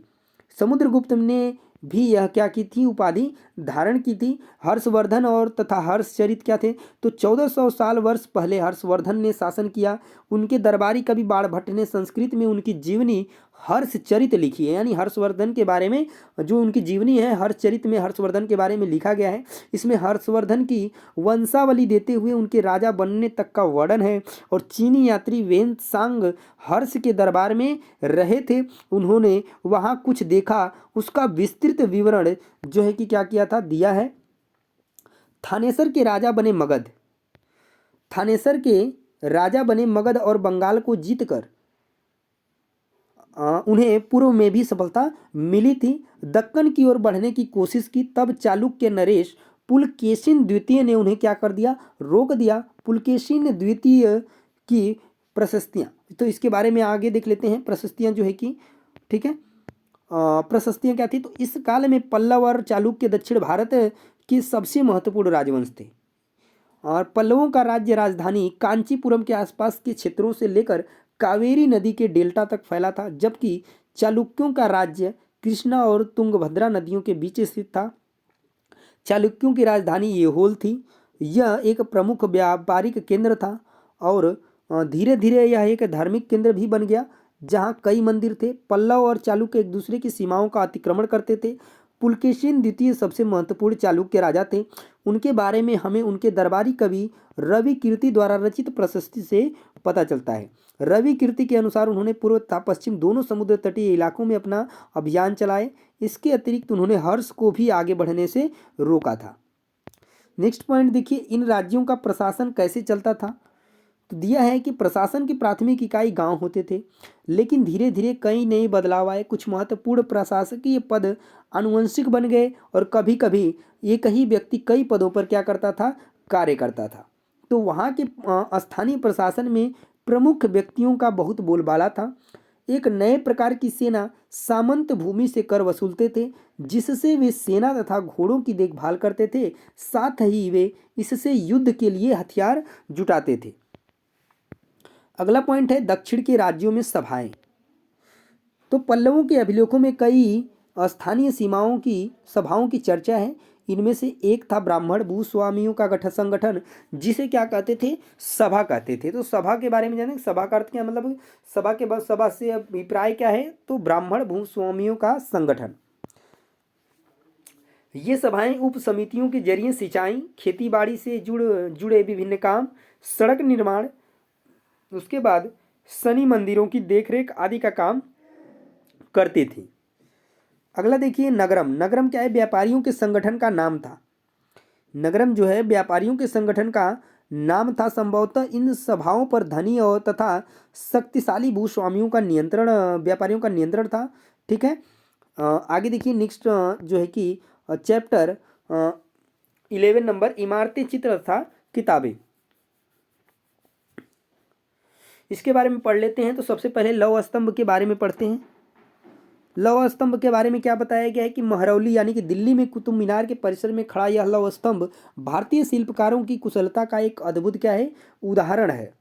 इसकी ऊंचाई 7.2 मीटर और वजन 3 टन से भी ज़्यादा है। इसका निर्माण लगभग 1500 साल पहले हुआ। इसके बनने के समय की जानकारी हमें इस पर खुदे अभिलेख से मिलती है। इतने वर्षों के बाद भी इसमें जंग नहीं लगा है।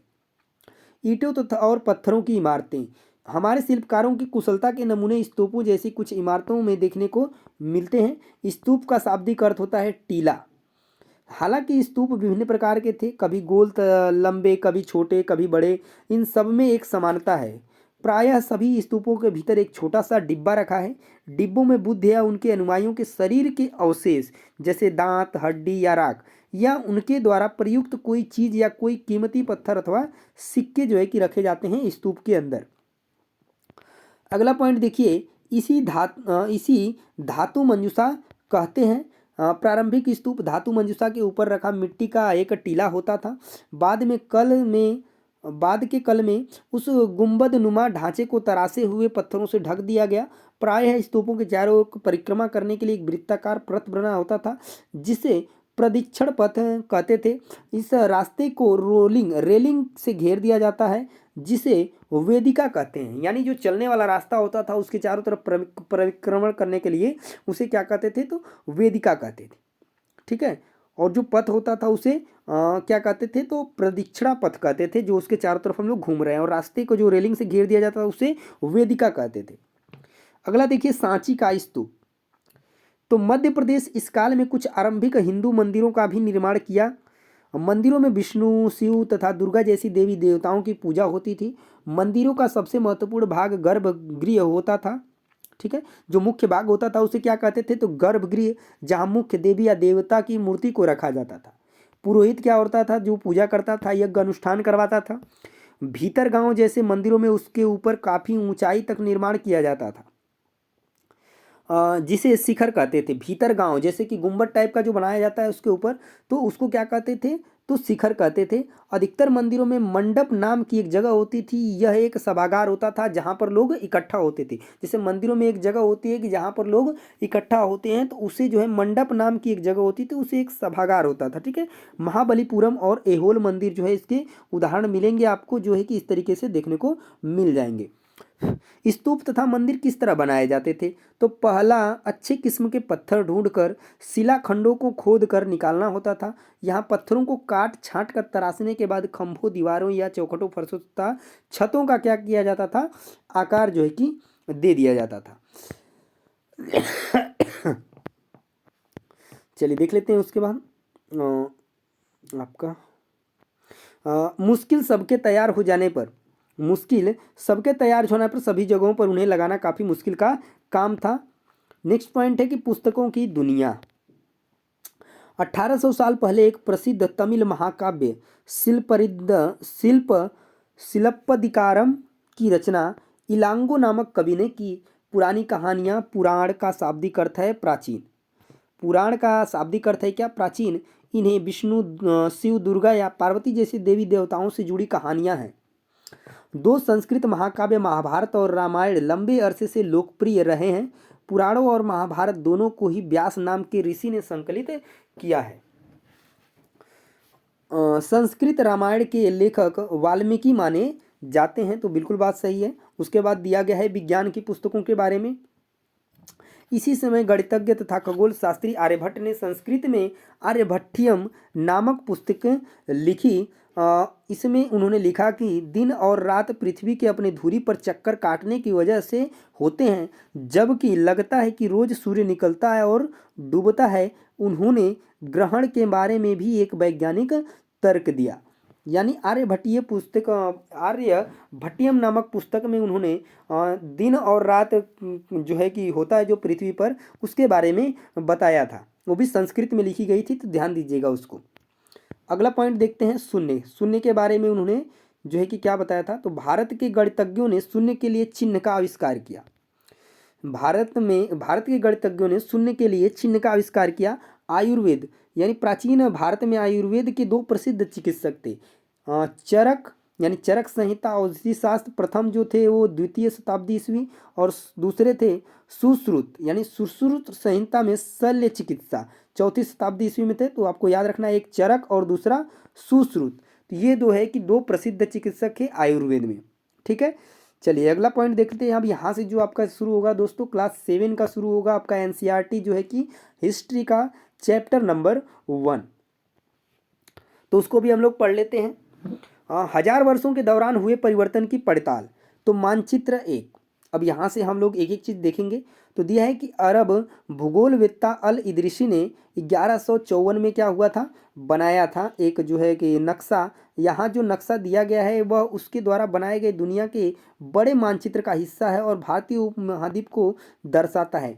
इस समय चीज़ों की जानकारी का अभाव था, मानचित्र बनाने का तकनीक नहीं था, जिसके कारण ये मानचित्र क्या है, उल्टा दर्शाया गया है।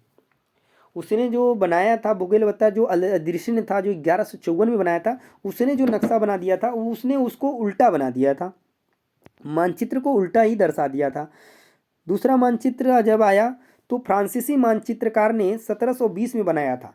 इस समय मानचित्रकार बनाने का तकनीक में काफ़ी जो है कि बदलाव आ गया था और ये मानचित्र लगभग 600 वर्ष बाद बनाया गया। यूरोप के नाविक तथा व्यापारी अपनी समुद्र यात्रा के लिए इस नक्शे का क्या करते थे, इस्तेमाल किया करते थे। ठीक है, नेक्स्ट पॉइंट है कि शब्दावली। तो ऐतिहासिक अभिलेख कई तरह की भाषाओं में मिलते हैं और ये भाषाएं भी समय के साथ साथ बहुत बदलती हैं।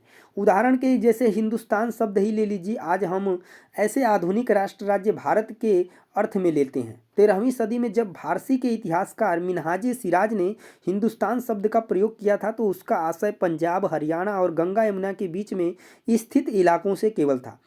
उसने इस शब्द का राजनीतिक अर्थ में इन इलाकों के लिए इस्तेमाल किया जो दिल्ली के सुल्तान के अधिकार क्षेत्र में आते थे। तो हिंदुस्तान के बारे में सिर्फ इन्हीं को जो है कि क्षेत्रों को वो हिंदुस्तान नाम दिए थे।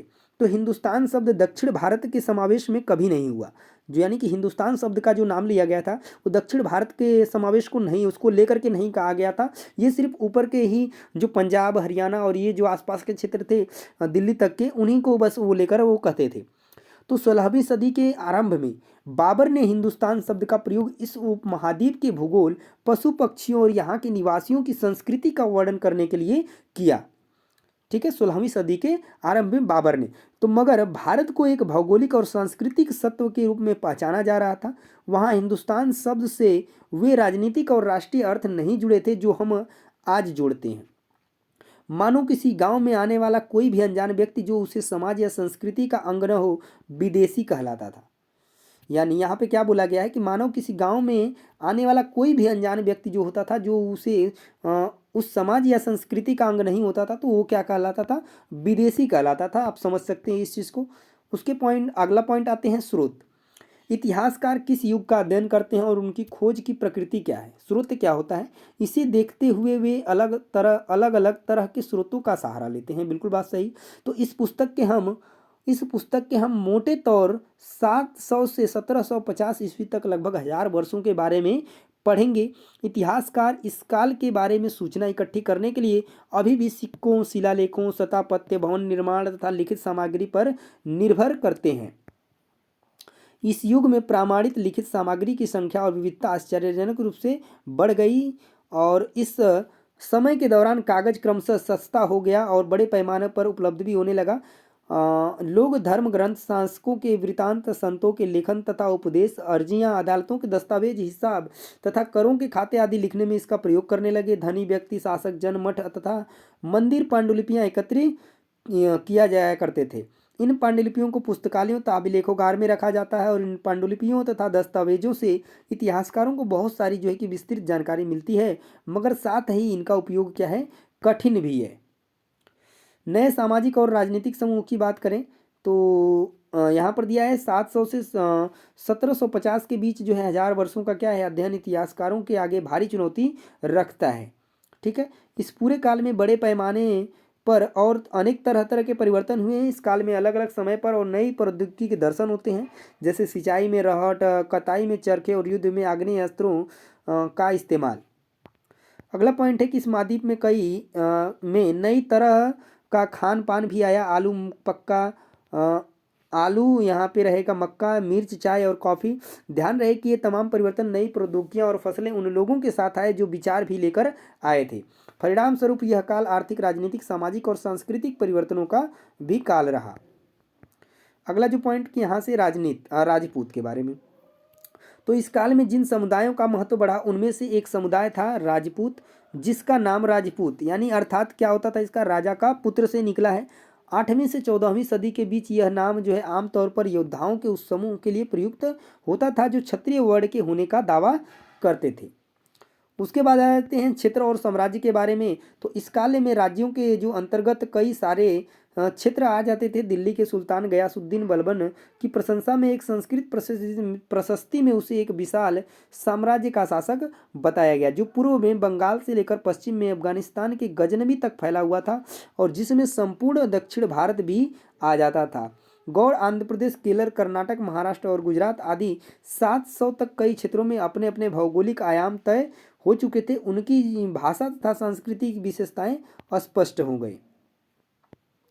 उसके बाद पुराने जो है कि नए और धर्म, तो इसके बारे में हालांकि हम लोग पढ़े ही हैं, आगे चलते हैं। ठीक है, जो इंपॉर्टेंट चीज़ें हैं, संरक्षक के बारे में देख लेते हैं। तो संस्कृत ग्रंथों के ज्ञान के कारण समाज में ब्राह्मणों का बड़ा आदर होता था। यही युग था जिसमें उस उपमहाद्वीप में नए नए धर्मों का भी क्या हुआ, आगमन हुआ। कुरान शरीफ का संदेश भारत में 7वीं सदी में व्यापारियों और आप्रवासियों के जरिए क्या हुआ, पहुंचा। मुसलमान कुरान शरीफ को अपना धर्म ग्रंथ मानते हैं, केवल एक ईश्वर अल्लाह की सत्ता को क्या करते हैं, स्वीकार करते हैं। अगला जो पॉइंट है कि इस्लाम जो है विद्वान धर्मशास्त्रियों और न्यायशास्त्रियों उलेमा को संरक्षण देते हैं। इस्लाम के अनुयायी में कुछ शिया थे जो पैगंबर साहब तथा कुछ सुन्नी थे जो पैगंबर साहब के दामाद अली को मुसलमानों का विधि सम्मत नेता मानते थे। समय और इतिहास के कालखंडों पर विचार करें तो इतिहासकार समय को केवल घड़ी या कैलेंडर की तरह नहीं देखते हैं, यानी कि केवल घंटों, दिन या वर्षों के बीतने के रूप में नहीं देखते हैं, बल्कि कुछ बड़े बड़े हिस्सों, युगों या कालों में बांट दिया जाए तो समय का अध्ययन कुछ आसान हो जाता है। 19वीं सदी के मध्य में अंग्रेज इतिहासकारों ने भारत के इतिहास को 3 युग में बांटा, हिंदू, मुस्लिम और ब्रिटिश। यह विभाजन इस विचार पर आधारित था कि शासकों का कर्म ही एकमात्र क्या है, महत्वपूर्ण ऐतिहासिक परिवर्तन होता है और अर्थव्यवस्था, समाज और संस्कृति में और कोई भी महत्वपूर्ण बदलाव नहीं आता। इस दृष्टिकोण में इस उपमहाद्वीप की अपार विविधता की उपेक्षा हो जाती थी। इस काल विभाजन को आज बहुत इतिहासकार आर्थिक और तथा सामाजिक कारकों के आधार पर ही अतीत के विभिन्न कालखंडों की विशेषता तय करते हैं। अब यहाँ से आप वो थोड़ा ध्यान से पढ़ेंगे, वहाँ पर चीज़ें जो है कि एक बार बताई गई थी, कहानी की तरह आपको पढ़ना था, पर उनसे भी क्वेश्चन आपका बनता है। अगला जो पॉइंट देखते हैं, नए राजा और उनके राज्य। 7वीं 12वीं शताब्दियों के प्रमुख राजवंश पाल, गुर्जर, प्रतिहार, राष्ट्रकूट, चालुक्य वंश, पल्लव वंश, चौहान वंश आदि थे, जो 7वीं से 12वीं शताब्दियों के कुछ जो प्रमुख राजवंश थे। अगला देखिए, नए राजवंशों का उद्देश्य। 7वीं सदी आते आते उपमहाद्वीप के विभिन्न भागों में बड़े भूस्वामी और योद्धा सरदार अस्तित्व में आ चुके थे। राजा लोग प्रायः उन्हें अपना मातहत या सामंत के रूप में मान्यता देते थे। उसे उम्मीद की जाती थी कि वे राजा या स्वामी के लिए उपहार लाएं, उनके दरबार में हाजिरी लगाएं और उन्हें सैन्य सहायता प्रदान करें। अधिक सत्ता और संपदा हासिल करने पर सामंत अपने आप को महासामंत, महामंडलेश्वर इत्यादि घोषित कर देते थे। कभी कभी वे अपने स्वामी के आधिपत्य से स्वतंत्र हो जाने का दावा भी करते थे।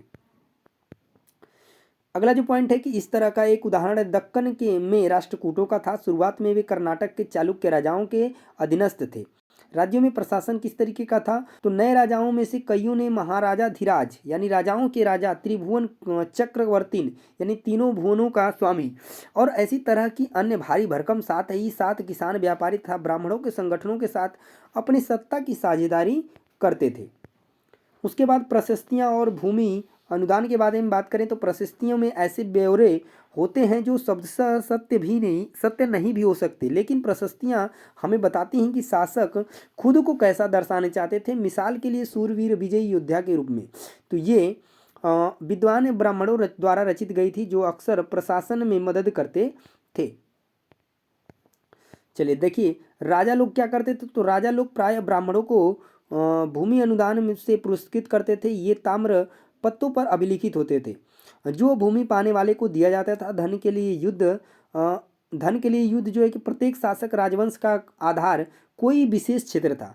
वे दूसरे क्षेत्रों पर भी नियंत्रण करने का प्रयास करते थे। एक विशेष रूप से वांछनीय क्षेत्र था गंगा घाटी में कन्नौज नगर। ठीक है, उसके बाद दिया है गुर्जर, प्रतिहार, राष्ट्रकूट और पाल वंशों के जो शासक सदियों तक क्या की कन्नौज के ऊपर नियंत्रण को लेकर आपस में लड़ते रहे। चूंकि इस लंबी लड़ाई में 3 पक्ष थे, इसलिए इतिहासकारों ने प्रायः इसकी चर्चा त्रिपक्षीय संघर्ष में के रूप में की है। तो ये कभी कभी आपका पूछता भी है कि त्रिपक्षीय संघर्ष में कौन कौन जो है कि वंश के जो है कि शासक जो है कि आपस में जो है कि संघर्ष करते रहे हैं, तो गुर्जर प्रतिहार, राष्ट्रकूट और पाल वंश। तो देखिए यहाँ से क्वेश्चन बना हुआ है। अफगानिस्तान में गजनी का सुल्तान महमूद 997 से 1030 तक शासन किया और अपने नियंत्रण का विस्तार मध्य एशिया के भागों, ईरान और उपमहाद्वीप के उत्तर पश्चिमी हिस्से तक किया। वह लगभग हर साल उपमहाद्वीप पर हमला करता था। अगला था निशाना क्या थे, तो संपन्न मंदिर जिनमें गुजरात का सोमनाथ मंदिर भी शामिल था। महमूद जो धन उठा ले गया, इसका बहुत बड़ा हिस्सा गजनी में एक वैभवशाली राजधानी के निर्माण में खर्च हुआ। अल बिरूनी किताब अल हिंद में सुल्तान महमूद का लेखा जोखा लिखा है। तो ठीक है, आप याद रखेंगे अल बिरूनी जो है किताब अल हिंद को जो लिखा है चाहमानो पृथ्वीराज चौहान ने, जिसे सुल्तान मोहम्मद गौरी नामक अफगान शासक को 1191 में हराया, लेकिन दूसरे ही साल 1192 में उसके हाथों हार गया। अगला देखिए चोल राज्य के बारे में दिया है कि कावेरी डेल्टा, सॉरी थोड़ा सा, ठीक है, हाँ, जो कावेरी डेल्टा में मुट्टरियार नाम से प्रसिद्ध एक छोटे से मुखिया परिवार की सत्ता थी। वे कांचीपुरम के पल्लव राजाओं के मातहत थे। उरियायार के चोल वंशीय प्राचीन मुखिया परिवार के विजयालय ने 9वीं सदी के मध्य में मुट्टरियारों को हटाकर डेल्टा पर कब्जा जमाया। उसने वहां तंजावुर शहर और निशुंभसूदिनी देवी का मंदिर बनवाया। ठीक है, उसके बाद दिया है कि दक्षिण और उत्तर के पांड्यन और पल्लव के इलाके इस राज्य का हिस्सा बना लिया गया। राजराज प्रथम जो सबसे शक्तिशाली चोल शासक माना जाता है, 985 में राजा बना और उसी ने इनमें से ज़्यादातर क्षेत्रों पर अपने नियंत्रण का क्या किया, विस्तार किया। राज के पुत्र राजेंद्र प्रथम ने उसकी नीतियों को जारी रखा उरैयर तंजावुर तक। ठीक है, अगला पॉइंट देखते हैं दोस्तों, भव्य मंदिर और कांस्य मूर्ति कला के बारे में। एक एक पॉइंट जो है आपके लिए महत्वपूर्ण है, आप इसको एक बार ध्यान से पढ़ते चलिए। अगला जो पॉइंट है भव्य मंदिर और कांस्य मूर्ति कला, तो राज और राजेंद्र प्रथम द्वारा बनवाए गए तंजावुर और गंगईकोंडचोलपुरम के बड़े मंदिर स्थापत्य और मूर्तिकला की दृष्टि से एक चमत्कार हैं। चोल मंदिर अक्सर अपने आसपास विकसित होने वाली बस्तियों के केंद्र बन गए। ये शिल्प उत्पादन के केंद्र थे। ठीक है, यही चीज़ ध्यान देना है कि शिल्प उत्पादन के केंद्र कौन थे, तो इस तरीके से पूछेगा तो चोल मंदिर जो है कि अक्सर अपने आसपास विकसित होने वाली बस्तियों के क्या बन गए, केंद्र थे, और ये शिल्प उत्पादन के केंद्र थे। तो मंदिर सिर्फ पूजा आराधना के स्थान नहीं थे, वे आर्थिक, सामाजिक और सांस्कृतिक जीवन के भी क्या थे, केंद्र थे। नेक्स्ट पॉइंट देखिए, कृषि और सिंचाई की बात करें तो चोलों की जो कई उपलब्धियां कृषि में हुए नए विकासों के माध्यम से क्या हुई हैं, संभव हुई हैं। और चोल राज्य के अंदर जो है साम्राज्य और प्रशासन किस तरीके का था, तो यहाँ पर उसके बारे में पढ़ लीजिए। किसानों की बस्तियां जो उर्क कहलाती थी, जो चोल राज्य में किसानों की बस्तियां थी वो क्या कहलाती थी, तो उर कहलाती थी। सिंचित खेती में बहुत समृद्ध हो गई थी। इस तरह के गांवों के समूह को क्या कहा जाता था, तो नाडु कहा जाता था। ग्राम परिषद और नाडु न्याय करने और कर वसूलने जैसे कई प्रशासकीय कार्य करते थे। और वेल्लाल जाति के धनी किसानों को केंद्रीय चोल सरकार की देखरेख में नाडु के कामकाज में अच्छा नियंत्रण हासिल था। तो ध्यान देख लीजिए, किसानों की बस्तियों को उर कहलाते थे और सिंचित खेती के बहुत समृद्ध हो गई थी। और इस तरीके के गांवों को क्या कहा जाता था, तो नाडु कहा जाता था। गांवों को नाडु और बस्तियों को उर कहा जाता था। तो ध्यान दीजिएगा, उनमें से कई धनी भूस्वामियों को चोल राजाओं ने सम्मान के रूप में मुवेंदवेलन यानी 3 राजाओं को अपनी सेवाएं प्रदान करने वाला वेलन या किसान, अरैयार यानी कि प्रधान जैसी उपाधियां दी और उन्हें केंद्र में महत्वपूर्ण राजकीय पद सौंपे। ब्राह्मणों को समय समय पर भूमि अनुदान या ब्राह्मोदय प्राप्त हुआ। उसके बाद नेक्स्ट पॉइंट पे आते हैं, तो परिणाम स्वरूप कावेरी घाट और दक्षिण भारत के दूसरे हिस्सों में ढेरों ब्राह्मण बस्तियां जो है कि अस्तित्व में आई। नगरम के नाम से ज्ञात व्यापारियों के संघ भी अक्सर शहरों में प्रशासनिक कार्य संपादित करते थे। अगला चैप्टर देखिए, दिल्ली के सुल्तान। यहाँ से बहुत सारे क्वेश्चन आते हैं, आपको थोड़ा सा ध्यान देना है। तो चलिए देखते हैं तुर्कों का आक्रमण। तुर्कों का आक्रमण से देखते हैं, तो अलप्तगीन गजनबी वंश का संस्थापक यानी कि तुर्क राज्य यानी कि सुबुक्तगीन भारत पर आक्रमण करने वाला प्रथम तुर्क शासक था। महमूद गजनबी सुल्तान की उपाधि धारण करने वाला प्रथम तुर्क शासक था। और मोहम्मद गोरी भारत में तुर्की राज्य का संस्थापक था। ये जो है कि बहुत ही इंपॉर्टेंट चीज़ें यहाँ पर दी गई हैं इतने में। उसके बाद आ जाती हैं, इसके बारे में पढ़ते हैं। तो प्रारंभिक तुर्की जो शासक था कुतुबुद्दीन ऐबक, इल्तुतमिश, रजिया। खिलजी वंश की बात करें तो खिलजी वंश में जलालुद्दीन, अलाउद्दीन। उसके बाद तुगलक वंश में आ जाते हैं, तो तुगलक वंश में गयासुद्दीन, मोहम्मद फिरोज शाह। उसके बाद सैयद वंश आता है, तो खिज्र, मोहम्मद लोदी, ठीक है, मोहम्मद, बस ठीक है, खिज्र और मोहम्मद। लोदी वंश की बात करें तो बहलोल लोदी, इब्राहिम लोदी। और 13वीं सदी के आरंभ में दिल्ली सल्तनत की स्थापना हुई। ठीक है, 13वीं सदी के आरंभ में दिल्ली सल्तनत की स्थापना हुई, इंपॉर्टेंट पॉइंट। और इसके साथ दिल्ली एक ऐसी राजधानी में बदल गई जिसका नियंत्रण उस महाद्वीप के बहुत बड़े क्षेत्र पर फैला था।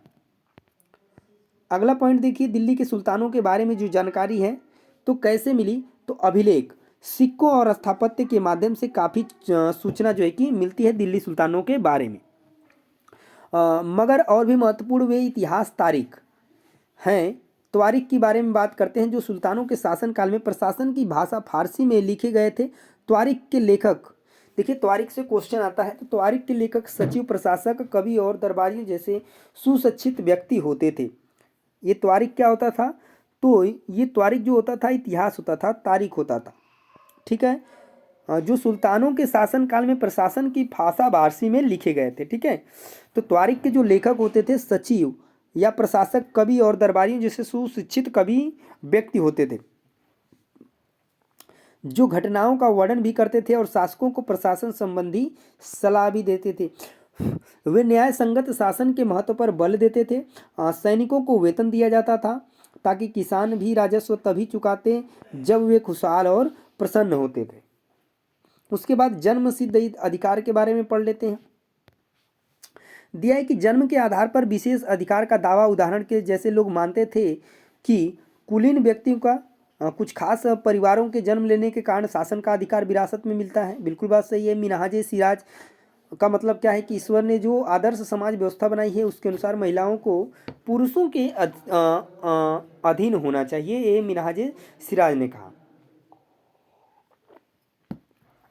दिल्ली सल्तनत का विस्तार, तो 13वीं शताब्दी के आरंभिक वर्षों में दिल्ली के सुल्तानों का शासन यानी कि गैरसिनों यानी रक्षक सैनिकों की जो टुकड़ियों के निवास के लिए बने मजबूत किलेबंद शहरों से परे शायद ही कभी फैला हो। शहरों से संबंध लेकिन उनसे दूर भीतरी प्रदेशों पर उसका क्या था, नियंत्रण न के बराबर था और इसलिए उन्हें आवश्यक सामग्री, रसद आदि के लिए व्यापार, कर या लूटमार पर ही निर्भर रहना पड़ता था। दूसरा विस्तार सल्तनत की बाहरी सीमा पर हुआ। 12वीं सदी के आखिरी दशक में बनी कुव्वत अल इस्लामी मस्जिद, 12वीं सदी के आखिरी दशक में बनी कुव्वत अल इस्लाम मस्जिद तथा उसकी मीनारें, यह जामा मस्जिद दिल्ली के सुल्तानों द्वारा बनाए गए सबसे पहले शहर में स्थित है। इतिहास में इस शहर को देहली ए कुहना खा गया यानी कि इस मस्जिद का विस्तार इल्तुतमिश और अलाउद्दीन खिलजी ने किया। मीनार तिल सुल्तानों कुतुबुद्दीन ऐबक, इल्तुतमिश और फिरोज शाह तुगलक द्वारा बनवाई गई थी। उसके बाद मस्जिद का मतलब समझ लेते हैं। तो यह अरबी का शब्द है जिसका शाब्दिक अर्थ होता है ऐसा स्थान जहां मुसलमान अल्लाह की आराधना में सजदा करते हैं घुटने और माथा टेक कर। जामा मस्जिद की बात करें तो वह मस्जिद होती है जहां अनेक मुसलमान एकत्र होकर साथ साथ नमाज पढ़ते हैं। नमाज की रस्म के लिए एक विद्वान पुरुष को इमाम यानी नेता के रूप में चुना जाता है। इमाम शुक्रवार की नमाज के दौरान धर्म उपदेश भी देता है और नमाज के दौरान मुसलमान मफा की तरह मुंह करके खड़े होते हैं यानी मक्का की ओर की दिशा को किबला कहा जाता है। मक्का की ओर की दिशा को क्या कहा जाता है? तो किबला कहा जाता है। एक एक पॉइंट आपका इम्पॉर्टेंट है। उसके बाद आते हैं खिलजी और तुगलक वंश के बारे में। तो दिल्ली सल्तनत जैसे विशाल साम्राज्य के समेकन के लिए विश्वसनीय सूबेदारों तथा प्रशासकों की जरूरत थी।